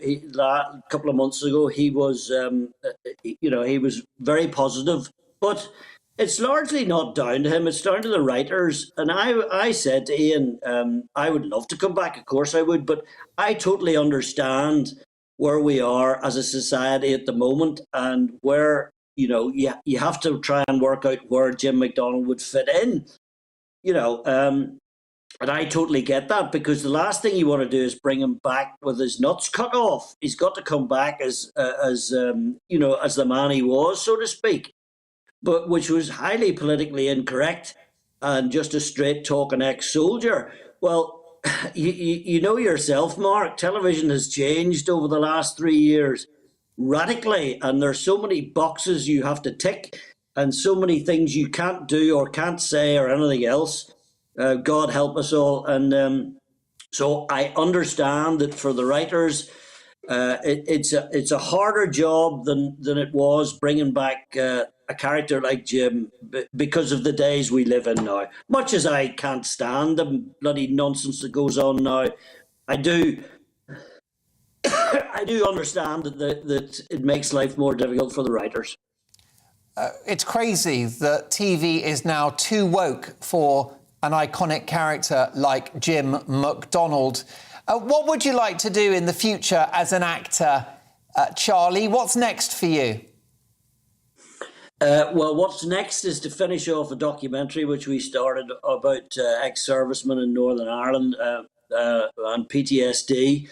The producers have been tearing their hair out trying to get it off the ground, but it's been difficult. So that's as far as I'm concerned the next thing. I've written my autobiography, which is now with a literary agent. So I'm now starting to edit that and phone up lawyers and God knows what, because it'll be quite a read. I've had a bit of a life, so I have, and it's all in there. So I'm waiting, just sifting through that. But aside from that, Mark, our industry, never mind on its knees, was completely reduced to rubble. And I don't say that lightly. And so we're now slowly getting back to our feet. But as you'll know, I mean, you know, the West End is still being hit by closures. Television is waking up slowly, but it's very difficult for insurance, for small filmmakers and small TV companies. It's all right if you're doing Line of Duty at the BBC, because you've got a budget the size of the Empire State Building. But for small independents, it's very difficult and times are hard. And I feel really sorry for the kids, the young folk, you know, who work in the West End, the chorus, the dancers, the hoofers, all that lot. You know, they used to rely on working in bars and stuff, and all that disappeared. A lot of them lost their houses and stuff. Old farts like me, you know, we were all right because we'd been around a bit and had a bit of a checkbook, you know what I mean? But it was hard, so it was as well. I mean, you know, fortunately I got my phone hacking case settled, so I had some pocket money. But, you know, for 2 years, I did about, you know, it was really difficult. I mean, I did work, I did do a few jobs here and there, but normally I never stop. So it's been a very bad time for all of us, and I hope that people have learned that you know, there's only a few of us get paid a decent lot. You know, if some people knew that our equity minimum was as low as it was, you might think again about how tough it is for actors. And I realise we're not the best, you know, we're not the most important industry in Britain, but we are right up there, you know. I mean, we bring in more money than football does, for God's sake, you know. Anyway, we'll just hope for the best and kick on. You know, I've been doing this 42 years, and a wee bloody virus like the common cold, you know, and I don't say that lightly, folks, but a wee virus isn't going to put me off. A final thought, just on political correctness generally. The outgoing chief of the Royal Shakespeare Company has said that only disabled actors should play the role of Richard III. What's your view on that? Well, my view would be this, that if you find an actor who can play Richard III, who's good enough, then he should play it. If you have an actor who suffers from a handicap, or I don't even know whether you're allowed to say that anymore, to be honest with you. But,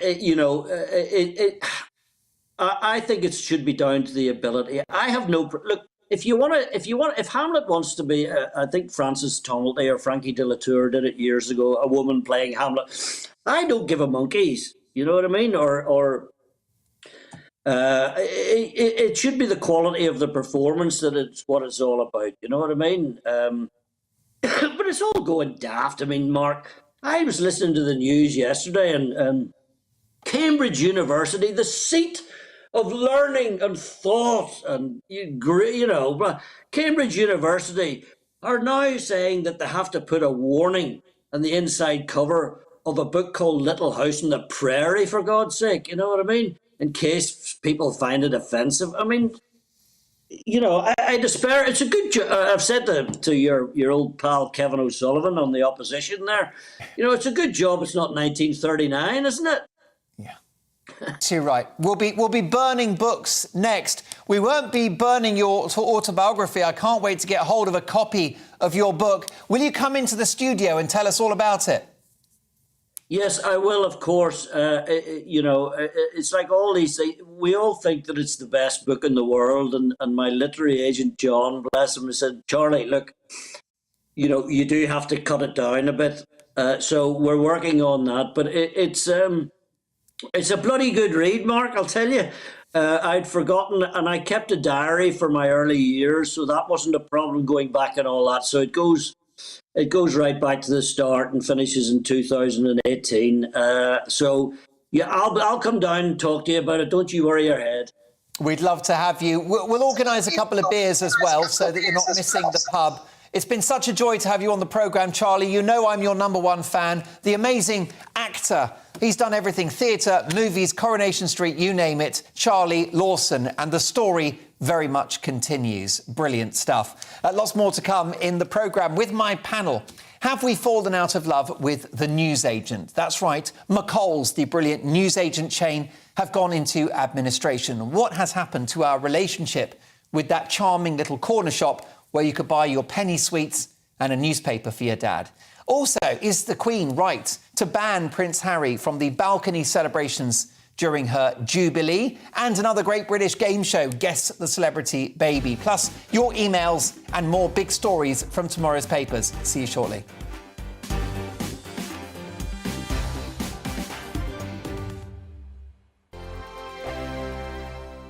Hello, I'm Michelle Dewberry, and you can join me every weekday 6 till 7 on Jubes and Kerr. Me and my panel will get stuck right into the day's events, and I can tell you, in fact, I can warn you, expect some robust debates, some strong opinions and perspectives from both sides of the fence. It's about you at home as well. I love to read out all of your comments, or at least as many as I can. So join me, Michelle Dewberry, Monday to Friday, 6 till 7 on Jubes and Kerr. On radio, they call it the drive time slot, 4 p.m. until 6 p.m. as listeners head home. It's that part of the schedule when the dust of the day's events begin to clarify, and we try to make sense of it for you. Brazier is drive time for radio and TV. It's fast, it's punchy, it's opinionated, there's a Brazier angle and a little bit of levity. That's the question. That's 2 questions, actually. That's Brazier, Monday to Thursday, 4 till 6 on GB News. Hello, I'm Patrick Christie's. And I'm Mercy Moroki. Make sure that you join us Monday to Thursday, 10 a.m. until midday, right here on GB News for To The Point. We're not afraid to talk about the topics that matter to you or the big topics that always matter. We cover absolutely everything, from the breaking political stories of the day to law and order, what's going on in the channel. We're not afraid to hold people to account. We always make sure we include your views on our show. Indeed, if you're thinking it, you can guarantee that we're saying it. So make sure you join the conversation with us 10 a.m. until midday, Monday to Thursday, but to the point on GB News. I'm Dan Wootton. Join me Monday to Thursday from 9 to 11 for the feistiest and most fun news debate on TV, where free speech reigns. I'll bring you a sharp take on the day's biggest stories, bombshell newsmaker interviews, and A-list guests.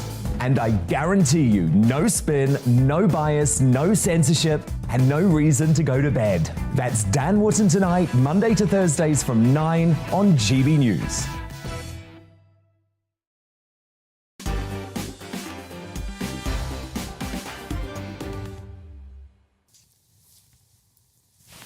And as if by magic, I hope you enjoy our little trickery there. We've been working on that for hours. Welcome back to Mark Dolan tonight.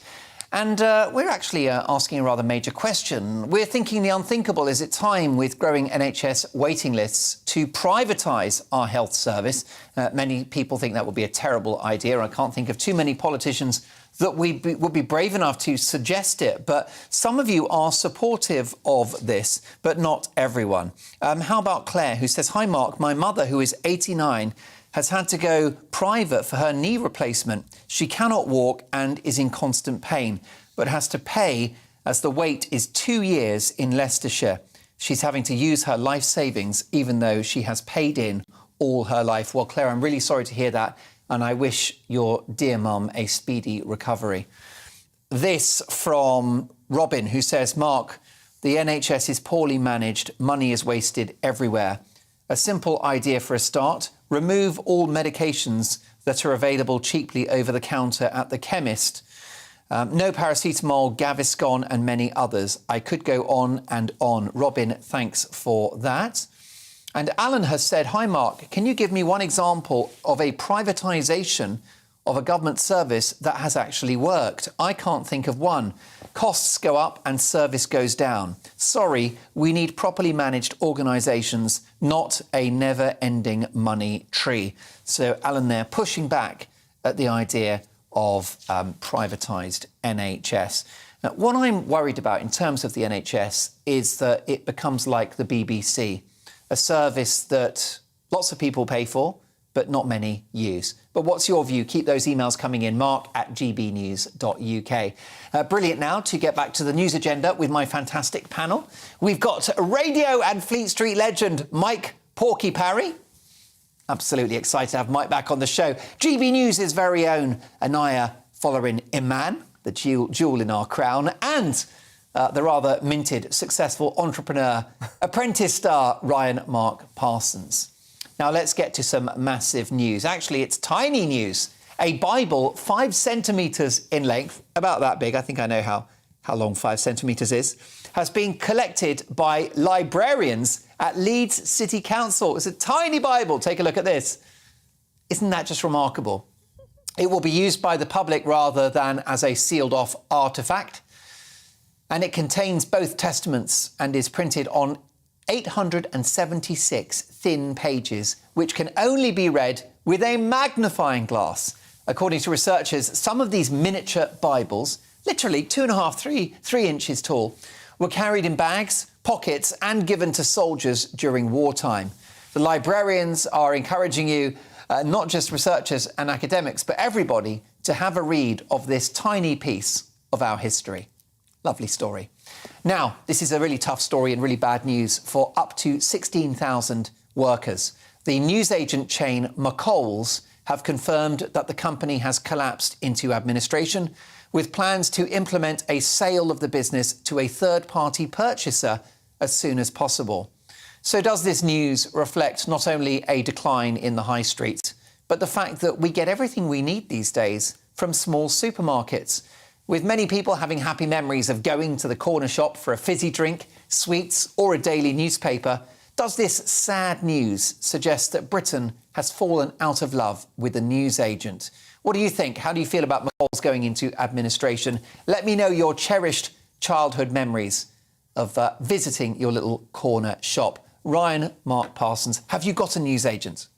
Yes, there is a local newsagent. I haven't visited that newsagent ever. I walk past it, I see it. You stick to Harrods, right? In the taxi, yeah, I stick to Harrods. Harvey Nichols. Harvey Nichols, but even the local supermarkets, I just find it easier to go to. I also find the newsagents, I have been to them before, and I just find them a bit grotty and just distasteful. Isn't that the charm? No, it's not. It's the smell, it's the dust. I'm not into it at all, Mark. I'm kind of celebrating this in a way.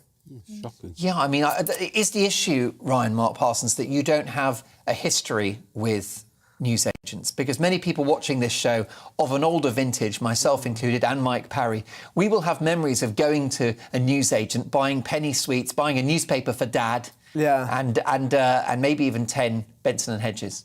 Well, yeah, I think for OAPs it's probably a very sad day. So you don't need a newsagent, essentially. If they all went, you'd be fine. I'd be fine. I either go to a local supermarket, or if I'm at home and I can't be bothered to go out, I go on Deliveroo and I get groceries sent to my door. Very easy. I don't have to lift a finger. Anaya, welcome to the modern generation. Well, you're young too. Yeah. Do you have a history with newsagents? No, I don't. I'm going to have to echo Really? things that are said. I mean, I do think that this particular company are perhaps one of the many that have been hit hard by some of the trends that were accelerated under the lockdown, which is that people did move to the online world and the high street became more and more irrelevant. And I do think it is sad. I think it is bad if our high streets are not vibrant, don't have lots of different things that people can do. But also, at another level, if they can't adapt to the way that things are changing, then there's no way that we can just prop them up. Then they will have to go, unfortunately. And so, those memories will lose with another generation. And I like, ordering something off of Amazon. I have to admit it. And I also like going to a supermarket. And if they provide those things, then unfortunately, that's the way we're going to go. But where do you go to get your Lucozade Sport and your Snickers bar? And your Private Eye magazine? The local supermarket. They have everything. Oh, but is there anything more depressing than the paper stand in a supermarket? Well, my relationship with the newsagent started when I was 12, when I got my first newspaper round, OK? And I'd get up at 5:30 in the morning, get down there, whether it was sunshine or snow, and I'd put the papers together, and then I'd put this huge, heavy bag on my back, get on my bike, and I would cycle miles and deliver people their newspapers through the door. Nothing better than the sound of your newspaper coming through your letterbox. Clang, bang, clang, the letterbox, bang, it hits the... And newspapers were bigger and heavier in those days. The Sunday Express was a broadsheet, wasn't it? Well, a lot of them were. You tried delivering the Chester Chronicle, 40 copies of, the local weekly newspaper, that thick, OK? But, of course, the world has changed. Now we get it on our phones. Sorry? Now we get it on our phones. Yeah, well, of course you do. So that started my love affair with newspapers. And do you know what I loved most? I loved the smell of the newsprint, OK? I loved the fact that the papers were still wet when they were delivered, because they used to be printed in wet press in those days. But that started my adoration and my love for newspapers, and I went on to work in newspapers as a newspaper journalist. And do you imagine the first time I got to Fleet Street, walking down Fleet Street and seeing these huge print lorries arriving, dispensing the print into the buildings? I think that would be an amazing experience. It was the same smell. It was the smell of the news ink. It was the smell of the newsprint. And I thought, I'm in utopia here. It's absolutely wonderful. Now, let me tell you this. When I became the news editor of the Daily Express, it was selling 2.4 million copies a day. It's now lucky to be selling 240,000. So that's one reason why you say going to the local supermarket, Ryan, and you, Ian, as well.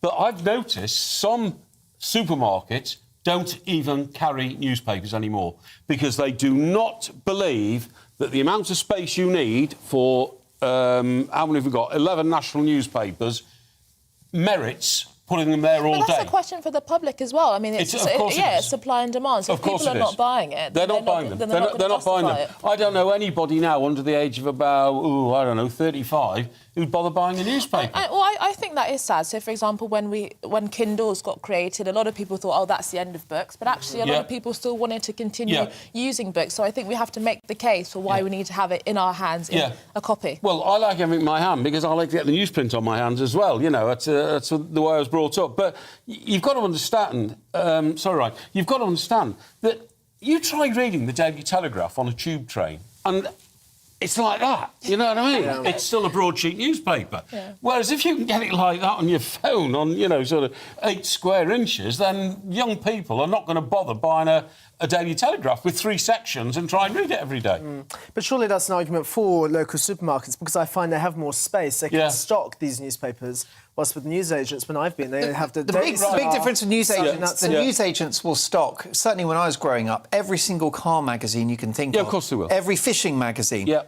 All of the adult mags that you and I don't know anything about. Top shelf. We were very well brought up young men. Nothing to do with But the wonderful choice that you wouldn't get at a Sainsbury's local. Oh, well, no, of course you won't. The traditionals... And the other thing, by the way, for many of my years when I was working, I'd go to my station each morning and there was what's called a newsstand outside. Now, you simply don't see them anymore. I mean, I worked in New York for 3 years. The newsstand was where you went to get everything you've just been talking about and more. You could get international newspapers and everything else. That's all completely gone. That's not there anymore.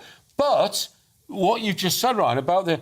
I went into... I can't remember if it was a Sainsbury's, you know, small or something like that, Tesco Express or that. I can't remember, so I'm not accusing any particular brand.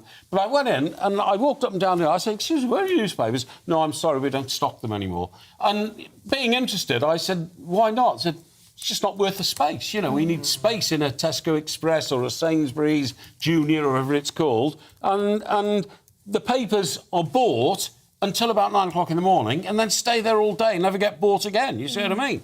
And they've been phased out. Well, yeah, I just wondered, though, clearly your generation are not that engaged with the idea of a newsagent, so it is just a kind of memory, a nostalgic memory for Mike and I.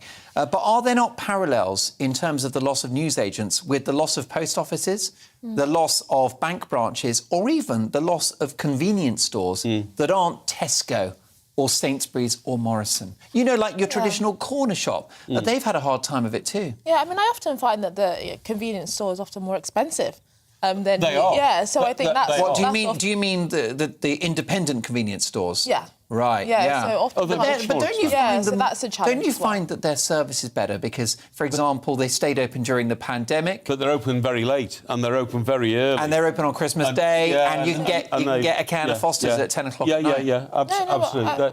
They've got everything. But to be honest, I think newsagents as such don't exist anymore. They've had to develop into convenience stores because they used to be able to be a profitable business just selling newspapers. So, for instance, I talk about the newsstand and all that.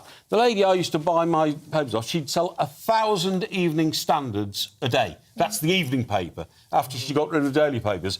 And she got 25p, in those days, 10p from every sale of Evening Standards. So that's £100 at the end of the day for selling 1,000 Evening Standards. You see what I mean?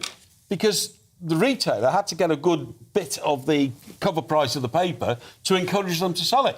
These days, the Standard's free. So what would be the point of having a newsstand? Because it's a giveaway newspaper. Well, I suggest, really, as you can see around London, central London, a lot of these cafes now becoming very Instagrammable. I would suggest to the newsagent owners and the convenience store owners... Yeah, exactly. Make it more Instagrammable, make it more aesthetic. Get some unicorns in, get some confetti, and then, you know, you have all of the youngsters going there. No, but I do think that is a fair point, because I do think, as I mentioned earlier, that that is a loss to the community, the local community, and history and memories, if we are going to let a lot of those important institutions just fade away. But they also have to consider how they adapt to the way that people consume different things today. Can they compete, though, with big business? So we had a wonderful corner shop. It was a family convenience store that did sell newspapers and magazines and cigarettes, but also food as well, you know, frozen peas, spices, strawberry jam, all your essentials. I think they were like open at 7 in the morning, closed about midnight. It was several generations of a family and they'd been there for 4 decades. And a Sainsbury's opened up the road. Now, I've got no problem with Sainsbury's, actually. It's a wonderful supermarket. But it killed their business. And within 2 years, they'd sold their newsagent and turned it, or their corner shop, turned it into flats. I mean, that's not progress, is it? Well, I'm not It's sure. life, isn't it? Yeah. That's the way it all develops, you know. And I've seen that happen as well. I've seen people having just to close down and turn the actual physical block of the premises into something else. But it's just life. No, Newspapers are a dead industry. Anybody who invests in newspapers these days must be mad. It's the biggest declining industry in the world. Silent modern times. But I don't think it's inevitable as well, and I wouldn't want to just live in a community where it's all just kind of McDonald's and KFCs and you don't have lots of independent, nice restaurants. I think it gives it character and colour in a particular it's a bit of a community. pipe dream, that, isn't it? But that's why I think that we need, as the members of the public, as citizens, we have to be involved in what kinds of communities we want Yeah, but you to can't create. do that. You can't suddenly say, I tell you what, I want to support independent retailers, so... Why not? Why not, Porky? So hang on. So I'm going to walk 300 yards beyond the convenience store. No, Mike. I think it should 300 be yards beyond Sainsbury's, I'm sorry, and go to the convenience store. You know what? I I'd think do it. now we should just embrace modernity. I went to this amazing place called Amazon Fresh, and they don't even have staff there anymore. Oh, no, I don't like that. Scan. Just walk in and walk out. This is a hellish dystopia like 1984. Not at all. You Not at can't all. have a Not chat at all with fashion. you can't have a chat with Sharon at the checkout and ask her about her kids. I don't want to talk to anyone. What impact is that going to have on particularly elderly people? Well, oftentimes, when they go to the supermarket, that's one conversation that they may not otherwise have. If everything's just, no one's speaking to each other, everybody's on But their who's got phones, time to no talk? communication. That's not a very nice society. Well, if they want to have a chat, go on Facebook. But I think if you want to just buy groceries, when I want to just buy a pint of milk, I'd rather go to Amazon Fresh, not talk to anyone. I don't want you to ask me about my day, anything like that. No, I disagree. Make Jeff Bezos richer. Yeah, but it's almost as rich as Mike Parry. It's not part of the social services, is it? We're not here to... But it's just community spirit.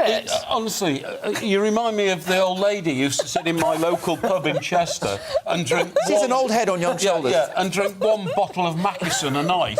And it wasn't nothing to do with the Mackinson. She just liked being in the pub, so people would come and say, hello, Edna, how are you? We've achieved common ground on this because we think the difference is community. I've got nothing to do, no problem with some of the supermarkets coming in. But as long as if it's an ecosystem that supports businesses that have been there for a long time, that offer a more personal service, that employ often generations of family members and young people. And here's the thing, the way I would do it is to offer favourable tax terms to smaller independent outlets. Because my little corner shop that's gone now, it didn't have the buying power of Tesco or Sainsbury's. That's why it was always more expensive, But therefore, I would support those businesses of a certain scale within the tax system. Yeah, no, I totally But I don't know what you think about that, because you're a big you don't like tax, do you, Mike? No, I hate tax. I think all taxes should be banned altogether. Isn't it innovation to support smaller independent businesses? Well, it is, but what you're doing there is you're saying we subsidise the smaller businesses because we have an emotional attachment to them, but the emotional attachment means you're paying more. So you just want monopolies, then? I don't want monopolies, I want efficient business. One thought, though. Right, Mark. The prices go down. But here's the thing, right? So you're an entrepreneur and you know that you obviously you have a retail offer to the customer, the consumer. And I think that actually these small chain supermarkets like Tesco Express and Sainsbury's Local offer such a smaller choice of products compared to some of those convenience stores. I've still got a convenience store which is a bit further than the one that's gone, and they sell every type of rice, every spice you can think of. How often? Ice cream selection, Ben & Jerry's, every flavour, you name it. You go to Sainsbury's, it's monolithic, it's uniform, it's boring. Yeah, but it's reliable. A small choice. Very maybe reliable. Switch to Little Waitrose, because when I go to Little Waitrose, they have everything my heart desires. Wow. I don't need these convenience stores. No, I can get every kind of rice, very, very every kind of ice cream at Little Waitrose. OK? I think we can't all go to Little I think you should try it. Well, I tell you what, it's all kicked off. What do you think? Do you still use your newsagent? Has Britain fallen out of love with the newsagent? What about your corner shop? Do you appreciate it? Let me know, mark at gbnews.uk. After this, we're going to have another game show. Do you recognise the celebrity baby? Who did they grow up to become? We're going to have a fun game that you'll be playing at home and my panel in the studio. But next, very importantly, is the Queen right to ban Prince Harry from the balcony at Buckingham Palace during her Jubilee celebrations? Is the Queen right to cancel Old Hazza? See you in 2.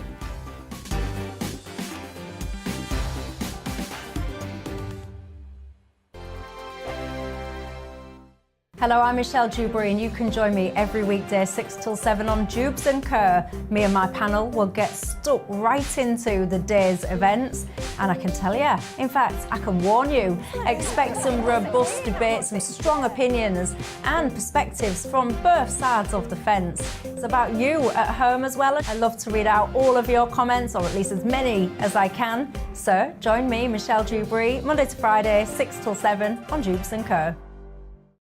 On radio, they call it the drive time slot, 4 p.m. until 6 p.m.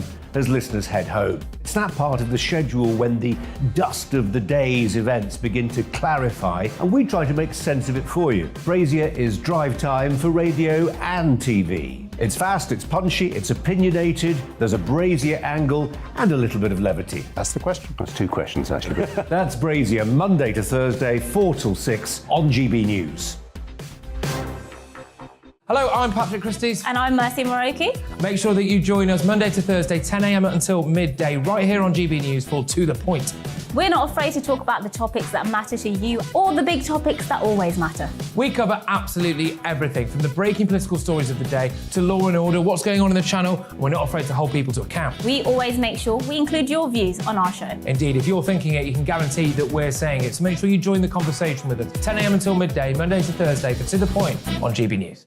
I'm Dan Wootton. Join me Monday to Thursday from 9 to 11 for the feistiest and most fun news debate on TV, where free speech reigns. I'll bring you a sharp take on the day's biggest stories, bombshell newsmaker interviews, and A-list guests. And I guarantee you, no spin, no bias, no censorship, and no reason to go to bed. That's Dan Wootton tonight, Monday to Thursdays from 9 on GB News.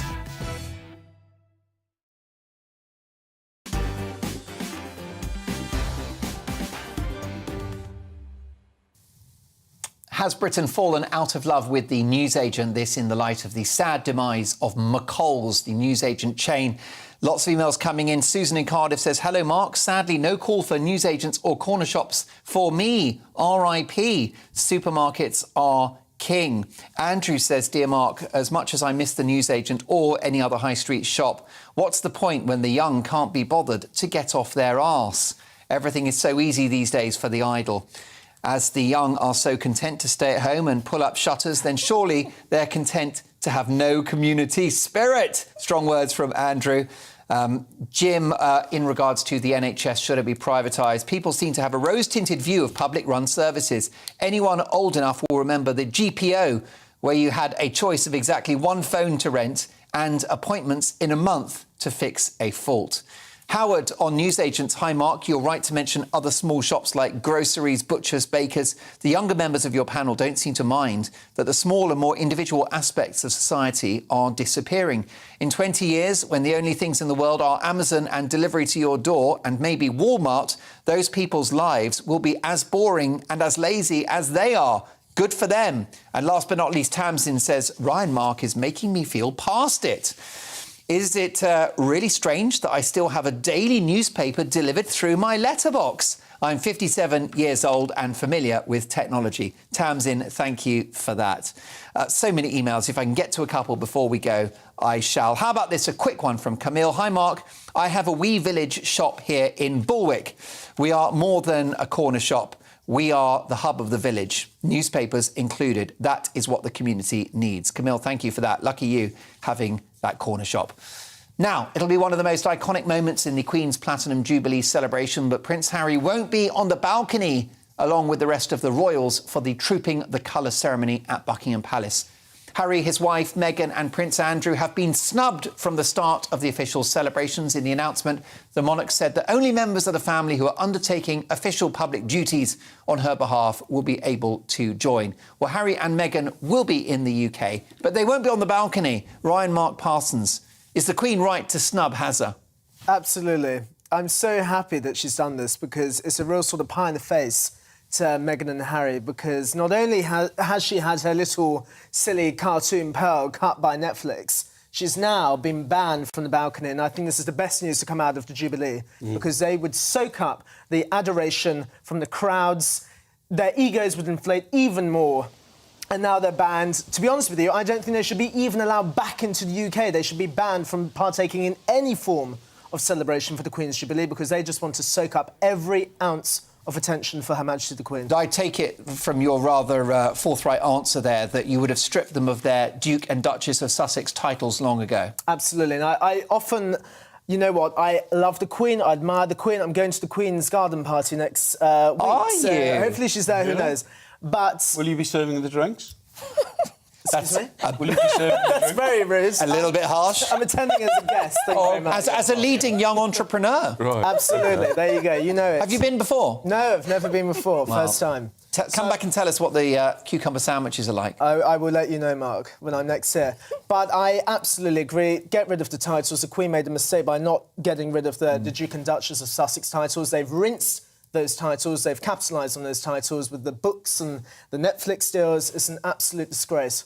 Briefly, Anaya, is the Queen right to essentially cancel Prince Harry from this? Yeah, I mean, I don't know event? if that's what she's doing, but at the end of the day... He's a member of the family, not on the balcony. Harry That's and Meghan- harsh. That's going to burn, isn't it? Well, Harry and Meghan, you know, if they actually were living up to their original reason why they left, then they should be welcoming this, which They is don't that... want any publicity. Yeah, because they don't want to be in the public eye. But Yeah. obviously, from what has transpired since they said that, that doesn't look like that was the actual...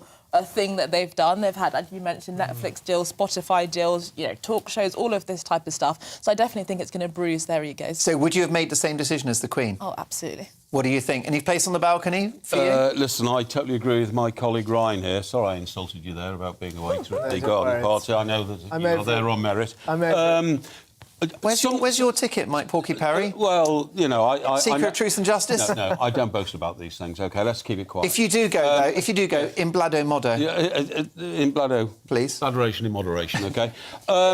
Something very strange has happened today, because, first of all, the announcement that the Queen says Harry and Meghan and Andrew are not getting on the balcony, and within seconds, an announcement that Harry and Meghan and the children are coming anyway. Now, this is an act of wickedness, because this means that Harry and Meghan and their children, who've never been to this country before and never been seen publicly, are going to be competing with airspace with the Queen at her Platinum Jubilee for the attention of the worldwide public. That is wicked. That, in my view, is wicked. I agree. And I agree with Yeah. your pronouncement. Yeah. Ban them from coming for the whole of the week of ceremonies. Well, yeah. Because all they're trying to do is steal the limelight and once again upset Her Majesty the Queen, Harry's grandmother. I couldn't How agree can with do you it? more. How Couldn't can agree you with do you. it? Amen to that. I've got to say, you reap what you sow, you make your bed, you must lie in it. Amen to that, Mike Porky-Parry. Well, look, the bottom line is that the family have actually frozen the Queen out so much there isn't an up-to-date photograph of Archie, who's celebrating his birthday. Take a look at this. This is what they've had to tweet out.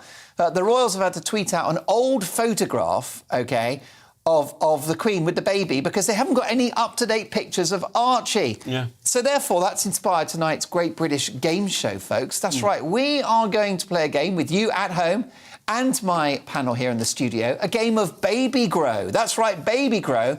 Can you recognise the baby that became a major celebrity? And we'll start with this famous baby. Who could it be? Born into an aristocratic family during the 19th century. Winston Churchill. Well done. Recognise that face anywhere. Being born was his finest hour. How about this young baby, rather handsome, became a Hollywood actor. Marlon Brando. Played Achilles in Troy. Had a famous wife who, well, that doesn't really narrow it down, does it? One half of Brangelina. Oh, Brad Pitt. Here was Brad Pitt. Let's take a look. Very good. How about this? Another Hollywood star, a little girl that grew up to have many friends. Look at that hairdo. Famous for her hairdo. Jennifer Aniston. It is Jennifer Aniston. Well done, Ryan Mark Parsons. How about this guy? An action hero who does not run on unleaded petrol. What's his preferred fuel for the car? Yes. What's the alternative to petrol? Diesel. Vin Diesel. Bingo! Hey. There we are. Dominic Tortero in the Fast and Furious franchise. How about this guy? Became very, very powerful. In Donald fact, Trump. leader of the free world, it was Donald J. Trump. There you go. That was he was quite cute when he was small, wasn't he? How about this little baby that became a pop legend? Harry Styles. Oh, you can't miss that. That's one for the younger ones. And another fantastic pop star. Let's take a look at this guy. Talented piano player. Elton John. His famous song is All of Me. All of Me. Judge on The Voice USA. It is John Legend. How about this guy? Born in Pinner, Middlesex. A gift from the piano. It is Elton John. It is Elton John. Born in Pinner. There you go. His hits are Candle in the Wind and Rocket Man, among many others. There you go. Still got that rather impish grin. My thanks to my amazing panel tonight. Please come back soon, folks. Thanks to you for your company. We've got 2 really big shows to come. I'm back tomorrow at 9 and Sunday at 9. And Headliners is next. And there's beautiful Tom, who's the producer of this show. An absolute sparkler, and he still is. Stick around. I'll see you tomorrow at 9. Good evening, Alex Deakin here with your latest weather updates. Most of us are going to have a decent weekend. It's mostly dry and bright. Can't promise blue skies all weekend.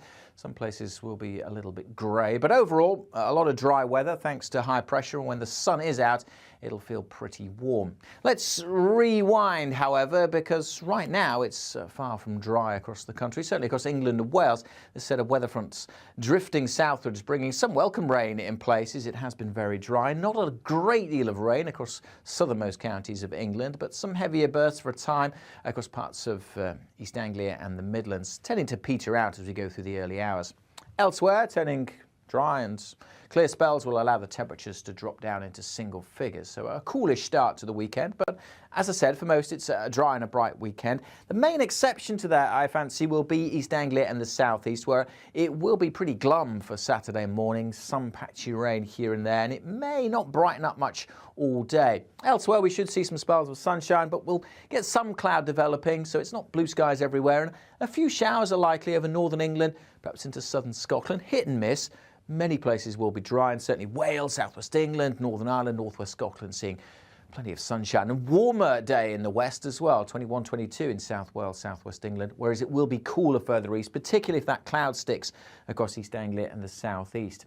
Any rain here, those should peter out, as will any showers further north through the evening. So generally dry heading out on Saturday nights, clear spells leading to a coolish start to Sunday. Some